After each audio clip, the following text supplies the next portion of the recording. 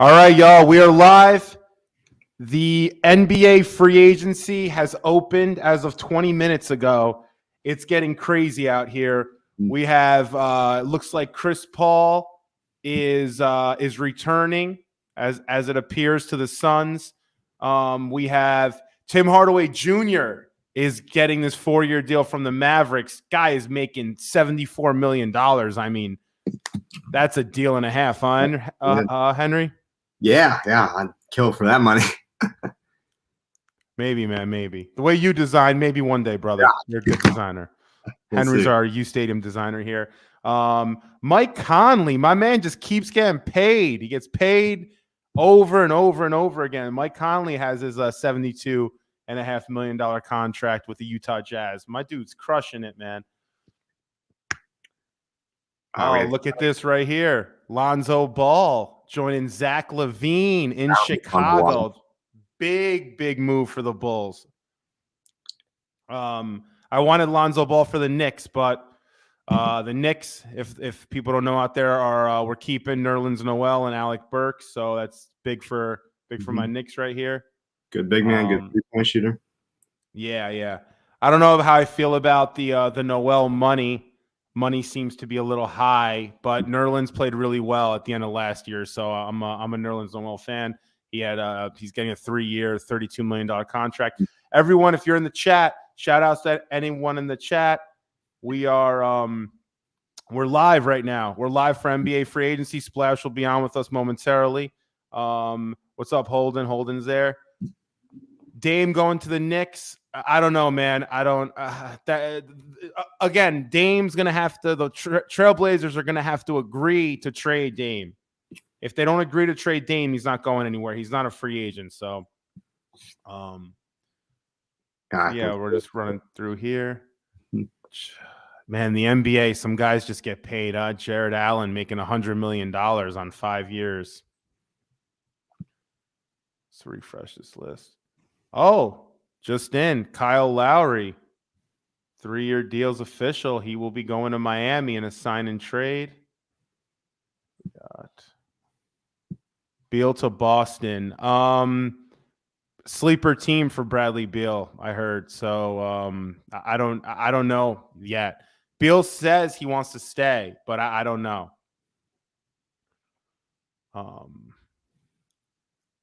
Let's get a little refresh. Shout outs to everyone in the chat. All right, what else we got here?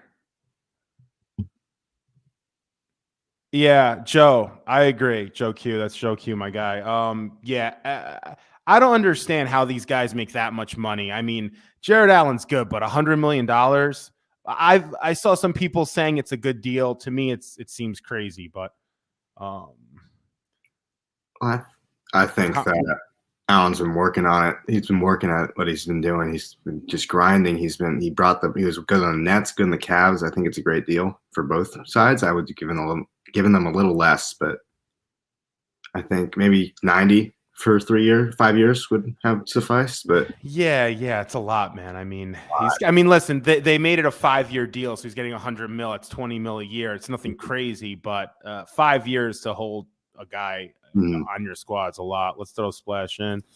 By the way, you're listening. We're live with you, Stadium Free Agency Special. If you want to join the show, tell us you want to join. We'll send you the link. You hop on with us and you can talk NBA free agency all day, all night, baby. What's popping, guys? Let's go, bro. So, as the resident Cavs fan, I do have to defend the Jared Allen contract. The $100 million headline value, a lot of that's because it's 5 years. You know, if it was a 3-year, $60 million deal, I don't think you're freaking out. Allen's a really, really good defensive player. Check the defensive metrics before and after he joined, and then there was a point in time that Dante Exum got hurt, and he was really critical to the Cavs defense. But what Allen brings defensively on the offensive glass, and really even something as simple as pick setting, he's a guy that Cleveland values and is their long-term center. I know they drafted Evan Mobley, and people are going to be, why are you playing two big men in the modern NBA? Well, Mobley's a 4. Allen's your 5. They're both awesome defensively, and Mobley has a lot of versatility offensively. You know, he can step out, hit some jumpers if you need.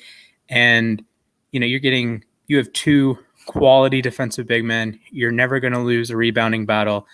And, the intangibles are there with both Mobley and Allen. You're not going to notice it with Allen because he's going to average, 13 and 12 with 2 blocks. But those 13 points are important. Those 12 rebounds, those are the key rebounds in the game. Let's be honest. Splash, the Cavs are trash. It doesn't matter who you guys sign. Let's go. It's okay. No worries there. All right, let's answer this question. What pieces do you think the Lakers will add after pulling the trigger on Russ? I think the Lakers are going to get Danny Green. I think they're rumored to get him. They're looking at Buddy Hield potentially, but they're going to look to get vet minimum shooters. I mean, that's what they need. So I think, listen, at the end of the day, the Lakers will be fine. I know everyone's freaking out about Russell Westbrook not being able to shoot with AD and LeBron. The NBA is a game of talent at the end of the day. You put 3 guys together like that, you'll probably end up going to the finals. It's how the game is. Unfortunately, most sports don't work like that, but basketball seems to. Joe Q, it's insane, Frank. So now Mitch is worth, listen, Jared Allen's better than Mitch Robinson. Mitch Robinson's too busy playing basketball at the sports club every night of the week. Got a new signing. Campaign has re-signed with the Suns on a 3-year, $19 million contract, according to Chris B. Haynes. Wow, breaking. I think that's a steal. Payne was playing important minutes, Western Conference Finals. Cameron Payne was on the floor in important minutes in the NBA Finals. And, say what you will about your roster setup and him being like not this top 3 or 4 or 5 guy on the team. But it is, to me, it's important that he's a guy that was playing big minutes, critical role for a team that came up 2 games short of the title. And that's a feather in his cap that, say, a Colin Sexton can't say, oh, I played big minutes for a team that is contending for a title, or any 6th man, any random guard. You're not going to get that same sort of thing, but you can say, or Campaign can say, hey, I was playing key minutes in the finals. When Chris Paul was out, I was the primary playmaker for a team that kept winning, even when Chris Paul wasn't there. Splash, do you think that the Suns can bring it back, run it back, try a second chance against win it all? It's tough to see. I do think the Lakers are more talented, and I think a healthy Lakers would have beaten the Suns with all due respect to what Phoenix did last season. Chris Paul is a year older. You did see like an evolved Devin Booker. It was put up or shut up time for Booker, and he came up big in a lot of games. Even when they were losing in the finals, he was dropping 40 a night. So the Suns, I think, to me, are the number 2 favorite in the West behind the Lakers. You can throw the Clippers in there if they retain Kawhi and Paul George is healthy, but they're a B-tier contender to me. Yeah, I think so, but I don't even think they're the second best team in the West, Splash. I think the Suns, if I was a betting man, I would not put money on them to return back to the finals. I think the Suns may even regress next year, to be honest. Big Monty Williams fan, like that team, but I don't know. I don't see it. For sure. Who do the Celtics need to pick up to challenge? Listen, in my opinion, the Celtics need a pass-first point guard, someone to get people involved. They seem to just be wanting to play too much of this ISO game with Tatum, Brown, and Kemba last year. So they're going to just need someone to come in that's able to move the ball around and get some high-quality shots. So whoever that is, I'm not sure. But I don't think you need another score necessarily. I think you get scoring from Tatum and Brown. Look for someone to be a chemistry guy and move the ball around a bit. Even a Campaign would have been great for Boston. You get not a secondary playmaker, but you get a guy that can come in and make plays that doesn't have to lead the offense from a scoring perspective, that can, 14-7, 15-8, whatever it may be. And people complain about, say, Russ and LeBron. Oh, how is that going to work? They don't shoot. Well, they're both elite players historically. But if you look at Boston, Jaylen Brown, Jason Tatum, they play different positions. They do this. They don't work as well as I imagine Russ and LeBron's going to work.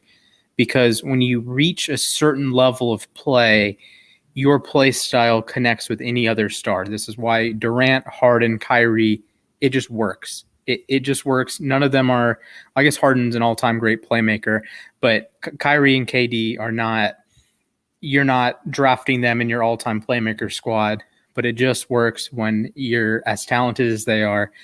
And JB and Tatum are, I think, just a step short. So I agree, Frankie, they do need to add that playmaker role. So you get like the Mario Chalmers to the Wade and Bosch sort of deal. Obviously, Wade and Bosch are Hall of Famers, but you got what I'm saying. Yeah. By the way, for everyone out there watching the stream, make sure you give us a like. Follow us on YouTube. It's at U Stadium. If you don't have the app, get on there. Get your push notifications up and running. We're going to be sending you pushes all night, all day. So make sure you get that up and running. What's the next realistic move for the Heat? Honestly, at this point with Kyle Lowry, Jimmy Buckets, Tyler Hero, I think you got a nice squad. I think it's just now about gelling together and playing good basketball. I don't know if there's one more move you really need necessarily. DeMar DeRozan would be great. We still have yet to see where he's going to go. He's the next big person, big player to drop. But it's about playing well. The Heat were in the finals a few years ago. So, I mean, granted, it was a bubble year. It's different. But I think they have what they need. It's about Tyler Hero playing well. So I think you got the right point guard in Kyle Lowry. Now worry about what's next. And that's just playing well, in my opinion. Chances of CP3 going back to the Clippers. Is that even in the question? I don't know, man. I don't know. I don't think that's possible, Dan. I don't know if you're. I mean, maybe through the tunnels in Staples Center, he could do that, but not as a member of the Clippers. Mm-hmm. All right, we got it. Javier's got one. Re-signed Duncan for the Heat. Shout outs to Nick Ian Cullitz over there. Re-signed Duncan. Yeah, Tim Duncan. That's what you guys would need to sign up. Yeah, Duncan Robinson's dope. I want the Knicks to get him. I think Duncan Robinson comes in and he's our version of our 3-point shooter we used to have. What was Steve Novak? Yeah, Novak, baby. Duncan Robinson's like a better Novak. We need him, man. We need some 3-point shooters. The Knicks. By the way, if we don't get Reggie Bullock, I'm gonna be fucking pissed. Well, I mean, the Knicks do have Burks, who they just re-signed. He's really good with the 3-ball. Reggie Bullock is awesome. Very underrated player. We need him back on the Knicks. I think they reunite DeRozan with Lowry. I mean, that would be great for them. I don't know if that's gonna work out. I don't think that works with Butler and DeRozan. Because Lowry, Hero, Butler, DeRozan. I mean, you can and play then you like have Bam too. Mm-hmm. Yeah, I mean, hey, the NBA today, you could play like that though. That's true. But yeah, DeRozan and Butler are very, very similar offensive games. It's sort of that like throwback 90s, mid-range and in. There was some metric that I saw that was, MJ in the 90s is going to always have the most mid-range shots. DeMar DeRozan is like his hot zones are exact same places that MJ's hot zones were. So if you just like granted DeRozan's maybe 0.2% of the defender that MJ was, but if you just transplant all of Jordan's shots into the modern NBA, you get DeMar DeRozan. And then Jimmy Butler is 95% of that too. So it would be really ugly. A lot of mid-range jumpers, like 2015 Spurs sort of basketball. And I don't think that would work with DeRozan and Butler in the same offense.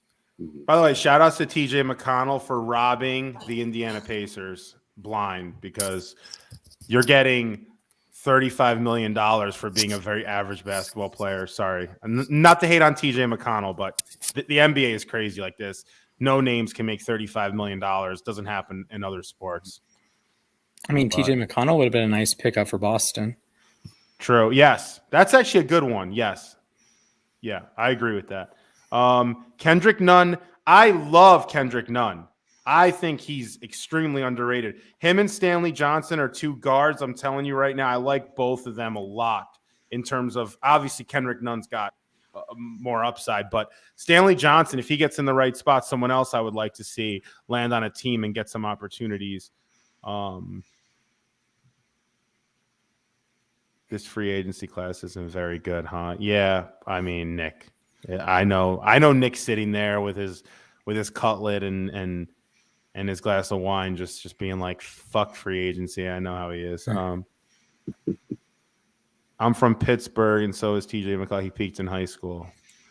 All right, Dan. He peaked Dan, that you one got day some that he had interesting 9 steals against the Cavs.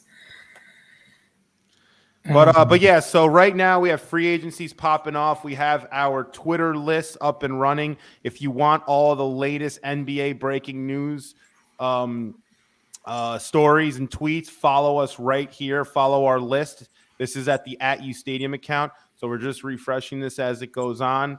You're here with Splash and Henry of @UStadium. Yeah, this one I thought was pretty funny. The tampering period.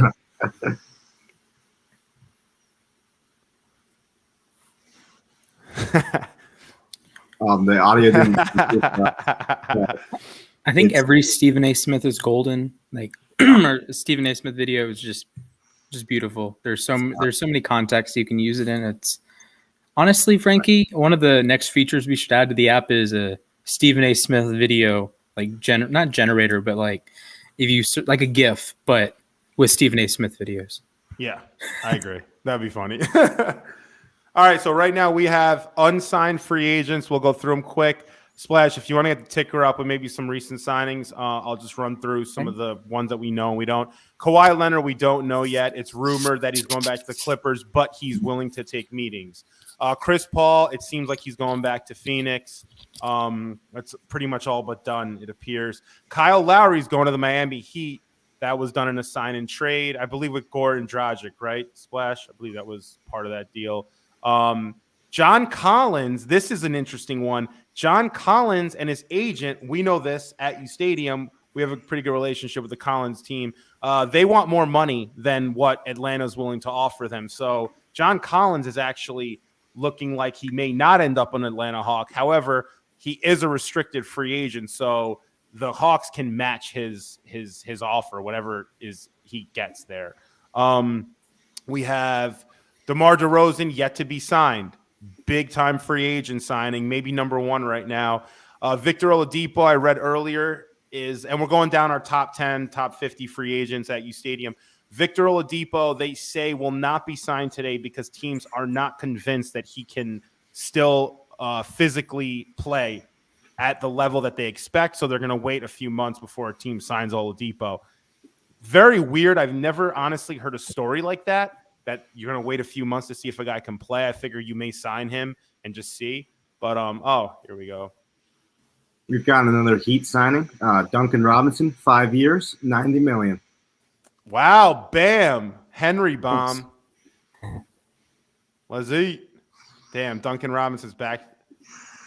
So they're now starting five is Kyle Lowry, Duncan Robinson, Tyler Herro, Jimmy Butler, and Bam Adebayo. It's not bad. Not bad, yep. Wow, a 5-year, $90 million contract to stay with the Heat. Good for this freaking agent, Jason Glushin. Wow, the NBA just keeps dropping bombs. That's big. Some other free agents. Lonzo Ball is going to the Chicago Bulls. He'll be teamed up with Zach LaVine. It's a great move, I think, there. Zach LaVine and Lonzo, that could be a nice dynamic. We have Dennis Schroeder yet to be signed. Duncan Robinson, we just announced signed. Evan Fournier, the French sniper, is potentially linked to the New York Knicks. We will see what happens there. Former Boston Celtic, Orlando Magic. What do you guys think of Evan Fournier, by the way? I am bigger on Evan Fournier than the average fan, but I know he gets a lot of hate. What do you guys think of Evan? I do think part of the hate comes from, if you look up his last name, it's not the first thing you click isn't Evan Fournier. It's something totally different. He's the kind of guy that you use in 2K that the opponent, like when he's on the opposing team, he drops 30, but when you try to use him, his jumper's like a little bit off. But he did cook the Americans in the Olympics, or early in the Olympics. That's exciting. He can get some buckets. He was getting buckets with the Magic. I don't know too much of a role that he played with Boston because you still have Tatum, and so. But he's the guy that can pour in 18 or 20, hit some big shots here and there for you. Yeah, above average 3-point shooter. Definitely has more value in today's NBA than in years past, for sure. We have Derrick Rose yet to be announced, where he will go. The vet, the Knicks MVP, arguably in the second half of the season last year. He actually did get an MVP vote. I don't know how the hell that happened, but I love Derrick Rose, so I would not I mind. believe that was from the fans, right? Yeah, fan MVP vote. Reggie Jackson. I am a big fan of Reggie Jackson. Would like to see where he goes. But the list keeps going down. Spencer Dinwiddie, linked to a few teams we reported earlier. Portis, has he signed yet? I don't know. I don't think so. He is not. Carmelo Anthony is a big name out there, linked to the Lakers, and probably looking to go to a team that wants to win a ring next year, as is Melo, or is close to winning a ring. Tim Hardaway Jr. is back with the Mavs. He's off. Iguodala, same situation as Melo. So there's some good free agents out there. This class, I wouldn't say is anywhere special, but there are some players on here that I think can help you win some games into the future. So, did we touch on Torrey Craig? No, that just broke right now. Okay, 2 years, $10 million with the Pacers from Woj. Yep, got it here. Trae Young, big deal. 170 million. They have a supermax trigger that can make it 201.5. Wow. Trae Young was balling last year, man. He freaking destroyed my Knicks. And he's a good player. He's someone you want on your team. He's like the modern day Reggie Miller, just in point guard form. Frank, when will the Knicks get a real point guard that can handle and pass? Not unless we got Lonzo Ball this year. So we'll go another year with a crappy point guard. That was it. That's the simplest way to answer that question, Nick. There's nobody else out there that going to work the ball. Now, the Knicks' problem last year was we didn't have a point guard that set up any sort of offense for anybody. So you had the Julius Randle show for most of the year, and I don't think I'm ready to go through that again. It was fun while it lasted, and I don't want to do it again. Are you a big Frank Ntilikina guy? Hell no. I was. I don't even know how that guy stayed on the roster this long. He was the longest tenured Knick before yesterday. Oh man, yeah, I was a huge fan of him in the draft process. Thought he could defend. Thought he could, play that traditional point guard role, and didn't happen. In the same vein as like Emmanuel Mudiay, Dante Exum when he was with the Jazz, didn't work out so well for me. Chris Paul, back to the Suns. 4 years, up to $120 million contract that will expire when he's 40. That's a bomb. Wow, that is big news right there. Holy smokes. Chris Paul, everyone thought he was going to get a 2 to 3 year deal. Chris Paul nabs a 4-year deal up to $120 million. Wow. The Suns are going for it. That's not a good deal right there. I don't care what people say. I don't think that's a good deal. Sorry. Too much? What do you guys think? Hell yeah, too much. Chris Paul's great, but 4 years, $120 million. You have Devin Booker. You can sign some young guys. Why would you go? I mean, listen, they could sign someone like Reggie Jackson, Kendrick Nunn. Sign someone else. I don't know. Chris Paul, keep him for a year or two. But there was a negotiation play for them because they knew Chris Paul was going to leave if they didn't give him that money. Chris Paul did an amazing job. He got his money. But come on, is this going to equate to a ring? If the Suns go to the finals again, and if the Suns go to the finals next year, I'm wrong. I'll admit it. If they just go, but I don't know. I don't see a championship with this deal. You got to fill out some other parts there. Hey, it saved $14 million on what his player option was. If you're paying a 36, 37-year-old Chris Paul $44 million, I think this is an easier pill to swallow when the cap raises every year a little bit. So 4 years, $120 million for a guy that's 36, 37 looks bad, but like you said, if it results in a championship, you can't put a price on that if you're the city of Phoenix. The thing is, though, is that Chris Paul, when that contract's over, he's going to be 40, and this is true. That's like, there's no way Chris Paul gives you 2 full seasons out of that 4-year deal. He's not giving you 160 games in 4 years. There's no way. Is he going to give you the same amount of work, the same amount of results that he has in years past? He gave them 70 games this year. 70 for 72. Yeah, Nick brings up a good point. CP3 should be playing on 1-year deals.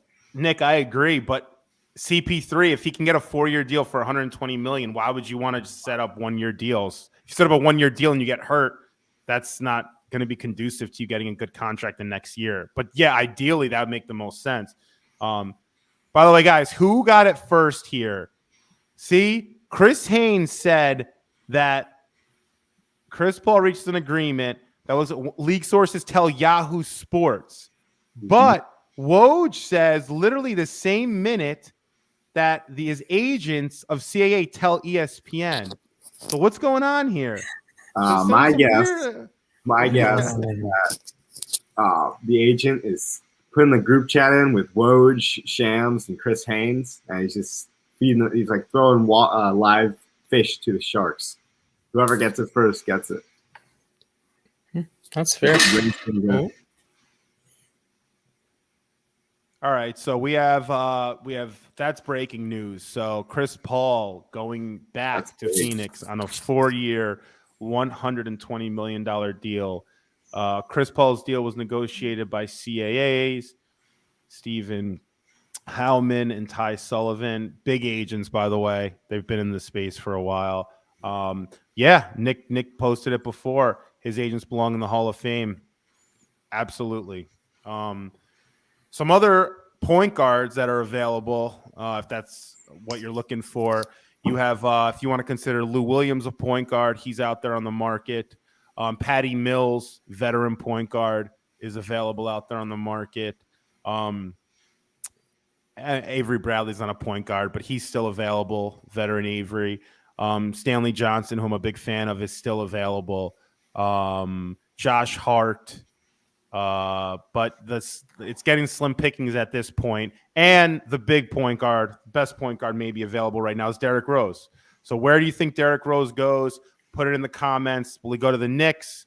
Will he go to a contender in the West, which he's been rumored to go? So hit up that thumbs up, by the way. If you're watching on YouTube, give us that thumbs up. And yeah, we'll feature your comments throughout the show. Splash, what do you think of Derrick Rose? How many years does he have left? And where do you think's a good fit for him?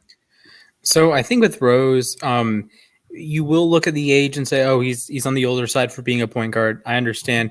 But when you factor in the wear and tear on the tires, I think his real basketball age is a little lower because now granted he was injured, so I'm not saying he did nothing in these games or in these years, but I think you might get a couple extra years out of Derrick Rose, and he's proven even from day one that he had as close to full control of his body that I've ever seen. So he can, do the whole stop, start. I said the other day on the show that he was Russell Westbrook and then all of a sudden can flip the switch and become Tony Parker. So I think he is the weird sort of athletic profile that can age gracefully. So I would imagine he might have 2 or 3 years left, if not more, as a serviceable player, can pour in 20 points a night if he needs to, can be like a 15-5 guy, can do enough, can bring that microwave energy to your squad. The Knicks wouldn't be the worst option. I'm sure he wants to win a title. So the Knicks would not be a great option there. Sorry, Frankie. But, you look, I don't know if the Lakers could swing that as a backup point guard. Probably not. Look at Utah. I have a good team for Derrick Rose. Let's hear it. It's a little weird, but the Dallas Mavericks. Go play in a team with Luka. Let him do a majority of the work. You're a scorer. They need a scorer. I know it's a little bit unorthodox given they're both point guards, but the NBA today, you can have 2 point guards playing at the same time. There seems to be no issue there. So I do like the Mavericks as a dark horse, but as you're saying, he wants to play in a contender. The Lakers, though, with Russell Westbrook and LeBron being so ball dominant, I don't know. I don't know if Derrick Rose makes sense necessarily. The Celtics are potentially a nice team for Derrick Rose, but I really think the Knicks, I mean, not to say because I'm a Knicks fan, but the Knicks are a team that he meshed well with last year. So I think that would potentially be his best option to go where it worked last year and see. Joe Q saying the Bucks. That's For fair. Derrick Rose. That's fair. That's a good one. You can be that third guard with Holiday, Middleton. Of course, Giannis does a lot of the ball handling from time to time too. So, that's the thing with the modern NBA is that it's not. You don't always need a point guard to lead your offense. We've seen it work for years with LeBron as like a point forward type. We've seen it work with Giannis in recent years, and heck, we have a point center who just won MVP. So, or even Luka, he's not really a point guard. He's more of a small forward, but he's going to play, point guard, or like Ben Simmons, who's, I know people hate now, but Ben Simmons is a point forward for all intents and purposes. What the hell does this mean? Despite the over 38 rule, Paul, is that a? I've never heard of that rule before. Am I tripping? Have you seen? Did you see this? That's there to protect teams from signing like gargantuan contracts. So it was originally known as the over 36 rule, but they changed it in the recent CBA. It was created to block teams from circumventing the salary cap by offering a contract that extends beyond when the club expects a player to end his career. So if a player wanted to offer a 37-year-old a huge contract, but they only had like a mid-level exception, they could offer a longer-term deal in order to fit the average salary within the exception. So in this case, it works that he can sign a 4-year, $120 million deal. But in most cases, like this rule is in to prevent a guy from, say, getting, if you're going to pay him $60 million over 2 years, in normal circumstances, you can say, okay, well, he's probably going to retire in 2 years, so we're just going to expand that contract out to 4 years.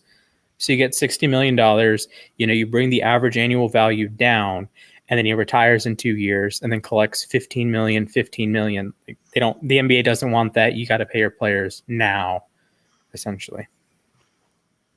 Yeah, no, it makes sense. I mean, I think it's a little bit odd. You should be able to sign a contract regardless of what age you are. It seems a little bit weird. But best free agents available right now. Kawhi Leonard still out there, available, taking his meetings. I wouldn't be surprised if we don't know where Kawhi is going to go until in a few days. I don't think Kawhi is the type of person to make a quick decision there. We have John Collins. We spoke about him before. John Collins and the Hawks are going to be at a little bit of a standstill. I think the Hawks know that this was happening before this negotiation set foot. Was the Hawks don't have that much money, and tying up now Trae Young to this contract they just tied him up with today. They don't want to pay John Collins this massive deal, which obviously he's worth, and the team wants to save their money. I mean, John Collins isn't the most impactful player on that team by any stretch. So why do you want to tie up all this money to one player? Is he clearly going to be, and can John Collins be your second best player on a championship team? Because John Collins wants to get paid like the second best player on your team, but is he able to be the second best player on a championship team? That's the question I think the Hawks are going through, and I think the Hawks are telling themselves, no, he's not. And Collins' agent's like, no, we are, and we want, $160 million or whatever it is they're looking for. So this is going to be a rough situation. I could see John Collins leaving. I could see some other team offering him more, and the Hawks just saying peace. Collins is a guy that before the shutdown in 2020, he was pouring in 22 a game, 22 and 10.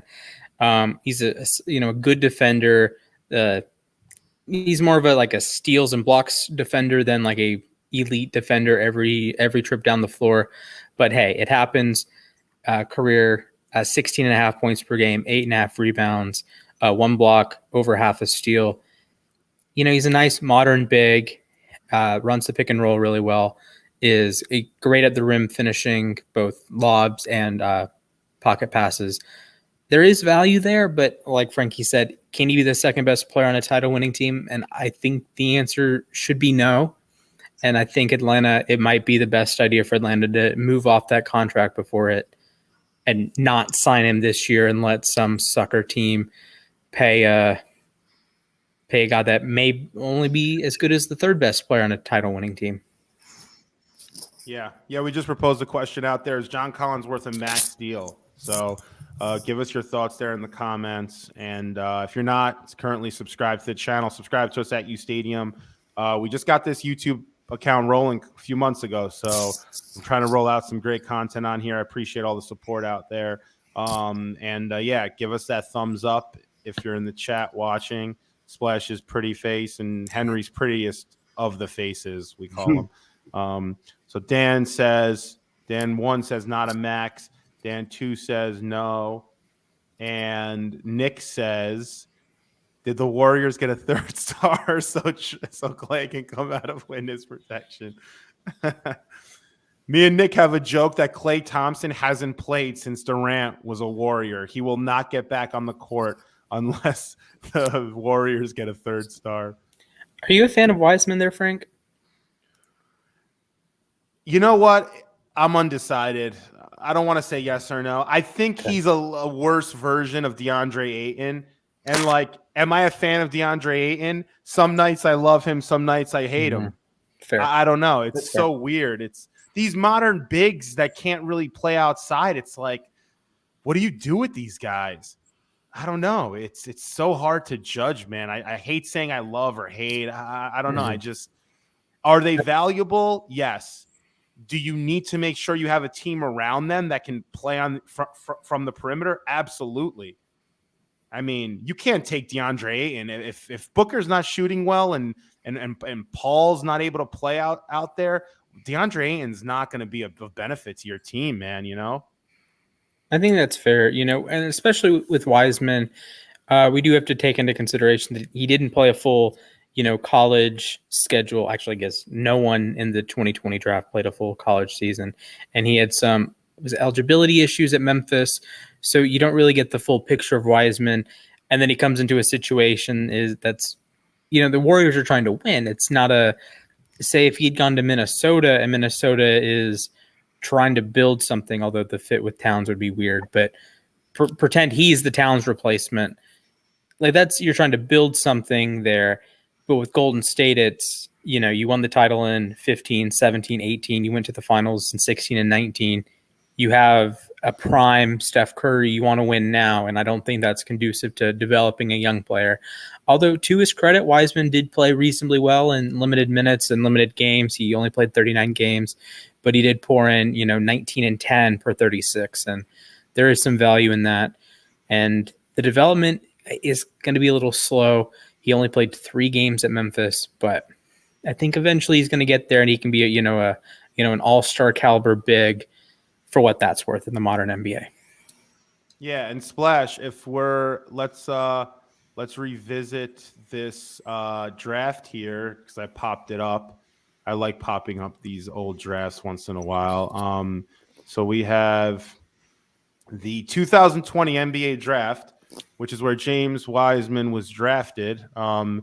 Splash, revisiting this right now. You're the Warriors. Are you taking LaMelo Ball there, knowing what you know now, or is that clear cut? LaMelo and Steph, was that a mistake by Golden State?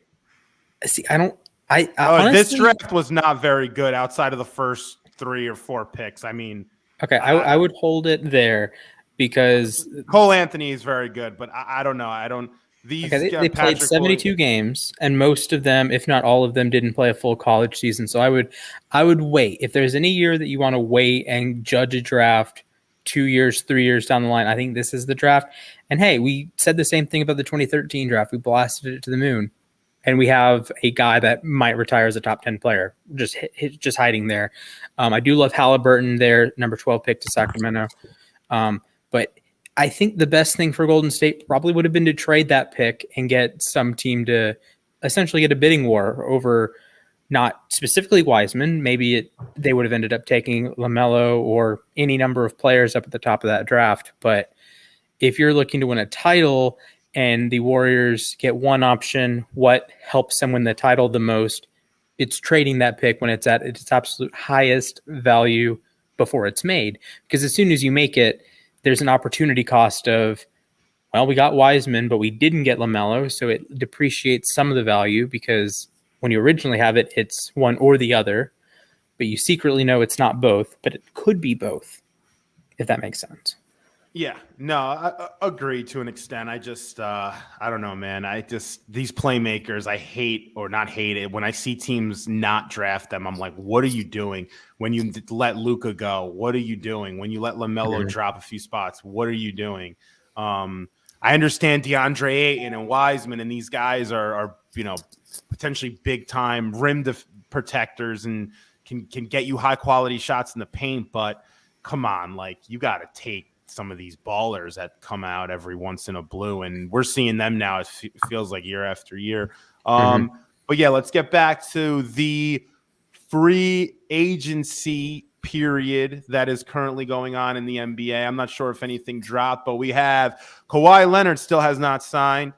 We have John Collins, who's in a standstill with the Atlanta Hawks. We have Victor Oladipo, who apparently won't sign until teams feel comfortable with his health.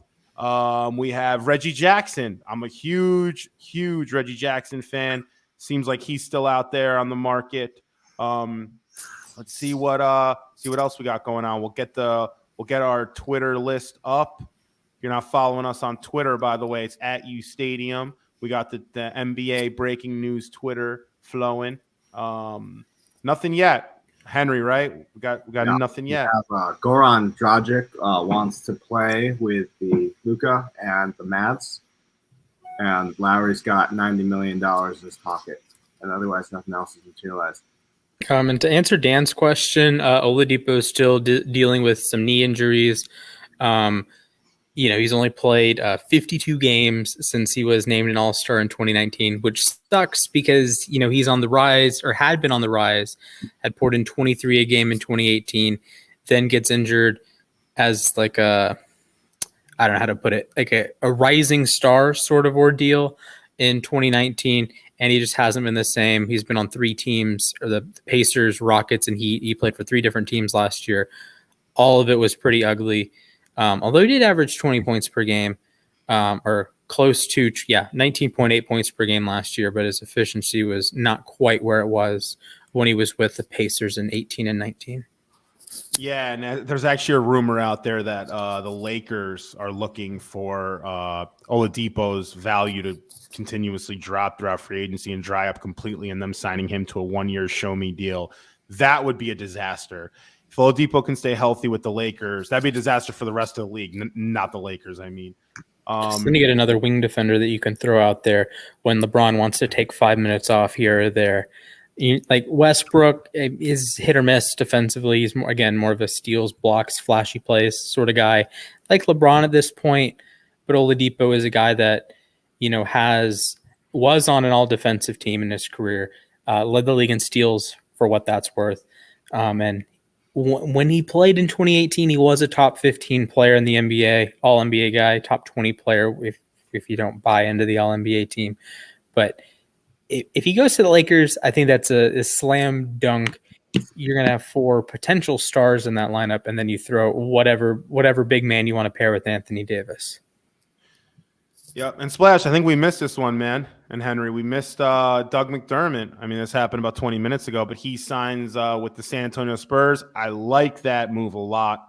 I think he fits perfectly in the Greg Popovich system and what Greg's trying to do there. And that's a really nice signing for the San Antonio Spurs and their fans. This is an interesting one that Ramona Shelburne retweeted. Highest 3-point percentage in NBA history on 5+ attempts. It's interesting. I wonder. Steph takes 15+ attempts, but he's not quite that high. He's not quite that high. No, I'm guess probably over 10, but 9. I'm joking. So, you're always fact checking me. My God. So actually, I wonder with Robinson. Wait, Henry's breaking something. Yeah, we got some new Derrick Rose likely working on something with the Knicks. Frankie called it. Mark Furman. Let's go, baby. D Rose, take the roses out tonight. Get your girlfriends on a date. Let's go. Where are we at? All right. Mavericks as well. My man, Mark Berman, coming up strong. Yeah, good stuff. Good job, Frankie. He may only May only play with us for a few games, but it'll go down. Squad is finished. I think he and Thibodeau have just worked so well in the past. This year, I think it's a great fit, as you touched upon. I just think that's a great move by the Knicks. Yeah, it's a great move to keep him. We need the help right now, especially at the guard position. So anything we can get from a perimeter player is big. Just dropped here by Henry and the gang. New York Post is Mark Berman dropping Derrick Rose back to the Garden, baby. Garden's right down the street. Can't wait for the Knicks to get back on TV, or I'm going to regret saying that probably a few months after the season because I'm going to stop watching. But I want Reggie Bullock back. So if anyone knows what's going on with Reggie Bullock, let me know. I am obsessed with him. I also want Taj Gibson back. I want them all back. Bring the band back together for one more year. Run it back. And what seed would they be in the East there, buddy? Probably 6. Okay. Seed. Okay, that's fair. Not bad. According to Evan Damerel of the of Locked On Cavs, Reggie Bullock and Thornton Korkmaz are linked to the Cavaliers. Shit. Damn it. I never thought I would be pissed about those two guys. I want Reggie. I'm telling you, Reggie, you know what? The Lakers should get Reggie Bullock. If they were smart, they would get Reggie Bullock because he was dripping threes last year. He's a great defender. He'd be perfect for the Lakers. I'm telling you right now, that'd be a great sign for them. I'm glad they're not considering that. Although I do want Brody to win a ring. I'm telling you that move would make sense. Jeff Green is going to the Denver Nuggets. 2 years, $10 million. All right, to the refresh the list. What do we got? Solid pickup. There we go. Jeff Green. Jeff Green is going to the Nuggets. So, all right, everyone, we're on with U Stadium. We're going live during the free agency period. Free agents still available. We went through them before, but you have Kawhi Leonard, John Collins, the big fish in the pond in this free agency, DeMar DeRozan outside of Kawhi because he's expected to go back to LA. Victor Oladipo, not yet sure with his health issues. Lonzo Ball's out. So I know someone asked before he's going to the Chicago Bulls. That was one of the first signings to drop. Dennis Schroeder, former Laker, still out there. Evan Fournier, Knicks rumored. Nobody knows yet where Evan's going. I don't know if he's going to the Knicks now with Derrick Rose coming back. We'll see what the money situation looks like there. Reggie Jackson is another one, and maybe one of the more underrated guards in this free agency that may provide a tremendous amount of value, Spencer Dinwiddie. So we'll see where he ends up. I know he's playing that money guard right now because he's rumored to a lot of teams, and he's young and he can drop 20 any night. We have Bobby Portis, NBA champ Bobby Portis. Got to tip the cap there. Former Knicks salute is looking to cash in on some bread. Declining his option with the Bucks, so he'll be looking to sign relatively soon, I would say. Carmelo Anthony, another one. Andre Iguodala, like Carmelo, both old vets looking to get a ring. Norman Powell, I was a big Norman Powell fan. I don't know, Splash, were you ever, or Henry? I was always a bit of a fan, but last year I kind of got off the Norman train. I'd lean with it. I was a little surprised that you had Gary Trent so low in the rankings. I don't even think he was in your top 50. He's just kind of like a other, and he's the guy that poured in 15 a game across for Portland and Toronto in 2020 or 2021. Sorry, and I think he's the guy that brings a lot of can bring a lot of upside. Can hit your threes. He's at the career 39% from three. So I think there's some value there, but I have been on the Norman Powell train, since he got drafted, since he joined Toronto originally. Splash, I had Norman Powell top 20, bro. I don't know what you're smoking, pal. I don't know about I'm that. top 20. Oh, I was talking about Gary Trent. Oh, there's one with Norman. I'm like, dude, I had Gary Trent on my top 50. He was 35th. Okay. I thought he just felt lower. He just felt lower than I thought he would be, because he's a guy that can put some buckets in for you. Yeah, no, I agree. I like him. He's streaky. When he gets going, he can drip. For sure. Blake Griffin, vet, still available, and Lemon Pepper Lou, baby. Lemon Pepper Lou. They got to bring him back to the ATL. Makes only sense there. Andre Drummond. I don't know what's going on with him. I don't know what the rumors are. I know Splash is anti Andre. Frankie, are you ready to get your heart crushed? Do not say Reggie Bullock signed with the Cleveland Cavs because I will turn the stream off. The Dallas Mavericks. God damn it. Fucking shit. What the hell, man? Yeah, the Knicks don't need him, Chris Mullen. You know a lot, bitch. I'm going to go in right now. How about this, bro? Go. Can't do that. For my personal, I can. I can, but not from you, Stadium. Just kidding. By the way, so funny. What are these comments? Yeah, great pickup. Wow, he's still in the league. Yeah, you know nothing about basketball, man. If you're saying that, but I mean, I do want to throw it out there that Dan asked, "How is Kelly Olynyk worth $37 million?" You know, for a bad Rockets team, he was putting some stats up, so he earned himself some moolah, averaging 19 and 8.5 across 31 minutes. He's shooting 39% from three. Career, he's 37% on 3.3 attempts per game. He's had a couple years above 40, so including 2020, 2016 with Boston. So, teams can value that sort of stretch big man, stretch center, if you will. And Olynyk can do that. He's played in big moments in the playoffs. He was on a couple of Celtics teams that had deep runs in the Isaiah Thomas era. And then, of course, he played in the finals last year with Miami. Yeah. I'm just very sad right now, guys. I cannot believe what just happened. Listen, Reggie Bullock is, if you go and look at his stats or you put him on, in a YouTube search bar, he's no one that's going to blow your socks off. But what an addition he was to the Knicks last year. I mean, the energy. I don't understand Leon 41% Rose. From three.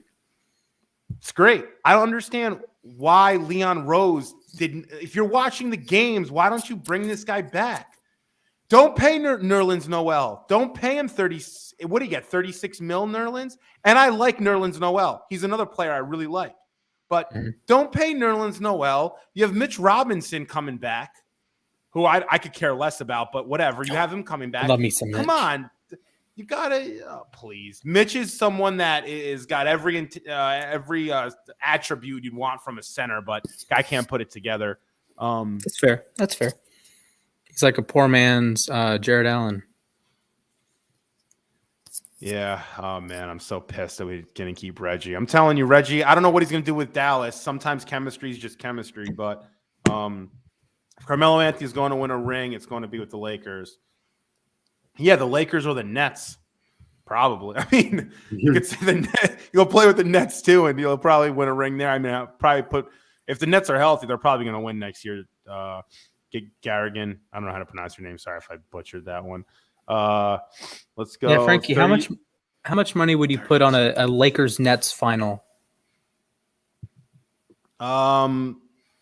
With like in just a traditional odds system. I mean, yeah, I don't know. I'd make it like plus 200. So 100 to win 200. Actually, let me so check what it is.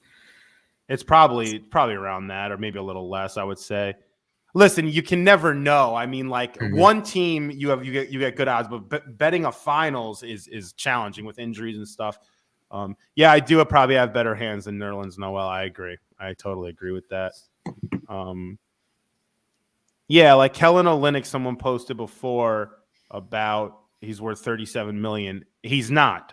But NBA teams make a lot of money, and there's only 14, 15 guys on a roster. It's not the NFL where you have 50 plus men on a roster. So there's actually more money to go around per player in the NBA across the board than there is in the NFL.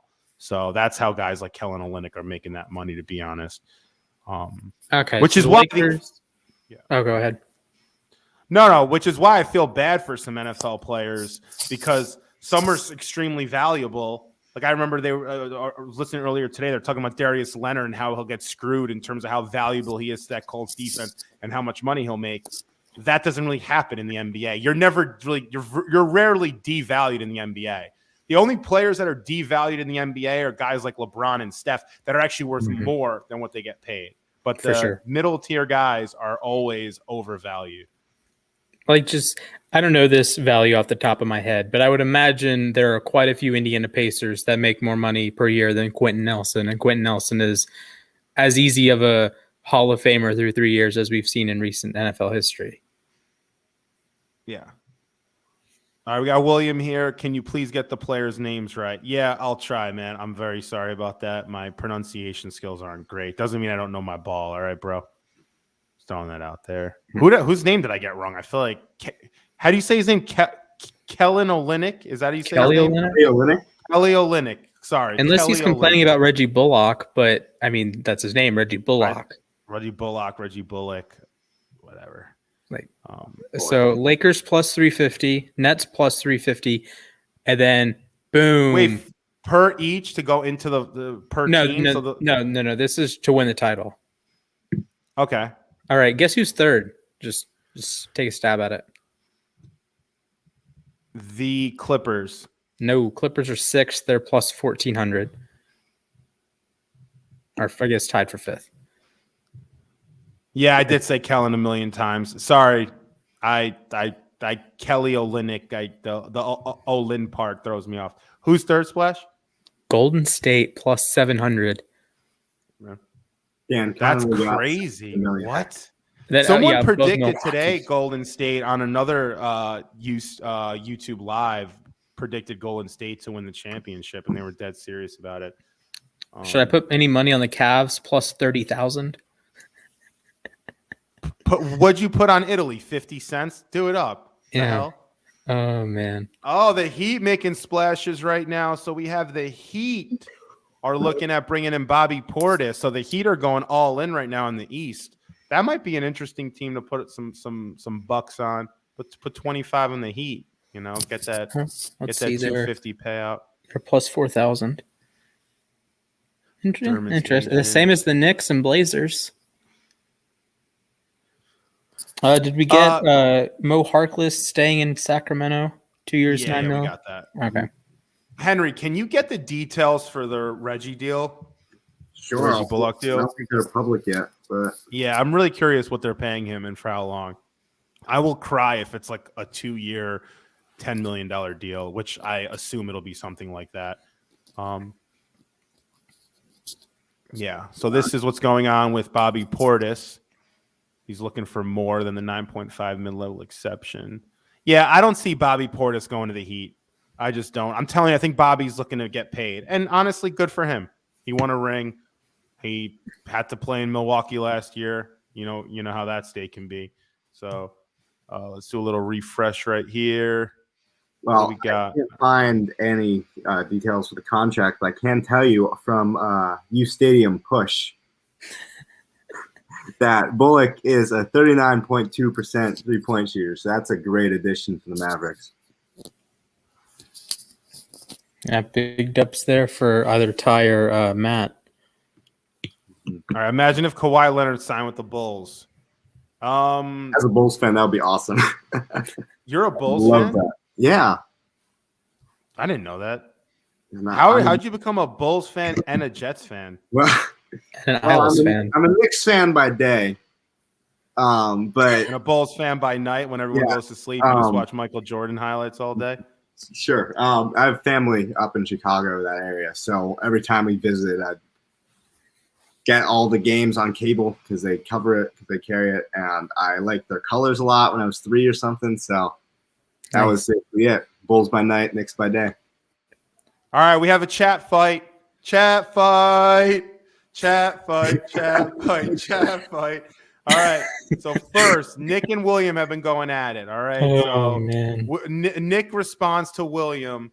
Sorry, guys, to put you out there, but I think this is pretty funny. So Nick Spano goes to William Batterby. I probably said his name wrong. Goes, such a big deal. Wow, about me pronouncing Kelly Olynyk's name Kellen Olynyk about 15 times, which I did. I'll admit it. So he goes, such a big deal. Wow. Then William Batterby goes, Lose weight, Spano. Wow, that's a direct shot. But then I think Nick gets the W here. I don't know. William came in hard. That's a hard right there. Then Nick comes back. I wish I could. Whoa, that was a good one. That was a good one. I think you both get points. You both get U Stadium points. So William, if you're in the U Stadium app, we will give you points. Okay. Hey, Joe says that Nick won. So I think Nick won, but William's right. I mean, listen, if you're a basketball fan, and I keep saying Kellen Olynyk, Kellen, like, dude, is this kid an idiot? Sometimes I am an idiot. It's Kelly. Don't. It's not that hard. So I understand. It's annoying when someone keeps messing up a name, but chat fight of the day. Ideas. Let's do it. Imagine saying that in the middle of the 90s, like after MJ just dispatched the Knicks again. All right, Gary Trent Jr. Bam, big signing. Toronto Raptors on a $54 million deal over the course of 3 years. And Bobby Portis is staying with the Milwaukee Bucks. 2 big signings just dropping right now. This is a big one. And a 2 third. really big signings. And a third. What do we got? Oklahoma. Yes. I'll let you pronounce that one. I think I'm or wrong else too. William's going to call me ugly, so I can't do that. So we have, Korkmaz has a $15 million deal. I actually like William, okay? So please let's not bully anyone in the chat. All right. He's being a very, very kind person, except he told Nick to lose some weight, which I think a lot of people could take that advice. Frankie, I got a question for you. Ooh. I'm all ears, brother, except for these noise cancellations. I could actually hear you, believe it or not. Yeah. What's up? How many players in NBA history are named Furkan? 3. There's 2. Oh, I don't know. I figured if you're asking, there has to be more than one. Yeah, Korkmaz and Furkan Aldemir, 76ers legend, who played 41 games. Yeah. So they were both Sixers. Yeah, they were both Sixers. I remember I used to watch the starters on NBA TV every night after I got home from school. They loved them some Furkan Aldemir. Yeah, that's a pretty cool. I wish my name was Furkan. Damn. Yeah. All right, so Reggie Bullock's deal comes in for 3 years. I still don't know how much damn money it is. Unbelievable. I'm waiting for this deal to come out. They obviously like him. They gave him 3 years. We have a comment, and I totally agree, Olivia Rodrigo. It sucks to be a Wizards fan. It's terrible. Thank God Bradley Beal has somewhat of an allegiance to that team, or else they'd be in a really, really bad spot right there. So, who'd they pick up in the draft? I cannot agree more with you there. I have no idea. I don't know, to be honest. I should know that, but I don't. So we're refreshing right now. NBA free agency is live on the U, lit on the U right now. Gary Trent got some money, man. Good for him. Nice. You know what? That's a contract I actually agree with. 3-year, $54 million. Gary Trent's a nice player. He deserves that money. He's not getting a $70 million contract. It's fair. So correction, the Wizard drafted Corey Kispert, and I believe he was. Is he on the Gonzaga team? Yeah. Yeah, Gonzaga. Yeah. Yeah, the one guy outside the top 10 that I recognize. Besides my boy James Bouknight, the GOAT. Well, right, until the tournament. All right, so free agents still available, guys. We have the big fish in Kawhi Leonard still available. We'll be taking meetings per all the NBA sources out there, but it seems like he'll go back to the Clippers, but I don't know. Kawhi's a weird guy, so we don't really know what's going to happen there. Chris Paul, done, sealed and dealed. The other big fish is DeMar DeRozan, someone that I want the Knicks to get, but it seems like with some of our deals today, I don't know if that's possible, Knicks fans. So DeMar DeRozan's still out there. The Heat seem like they're not going to get him at this point with their recent signings today with Lowry and giving the big money to Duncan Robinson. So DeMar DeRozan seems very out there, and it's not too sure where he'll go. Victor Oladipo has his injury concerns around him, so we'll see what that'll look like for him. It may not be today. Evan Fournier, shooter, French sniper, is still available. Reggie Jackson, available. Spencer Dinwiddie, available. Bobby Portis just signed now. He's going back to the Bucks. Hometown deal. Good for Bobby. They like him out there in Milwaukee. Andre Iguodala and Melo, the two vet wing players, will be looking to plan a championship team. Is it the Lakers? Is it the Nets? Is it, Splash has brought up, the third most likely team, according to Vegas, to win the title, the Golden State Warriors? Is it there?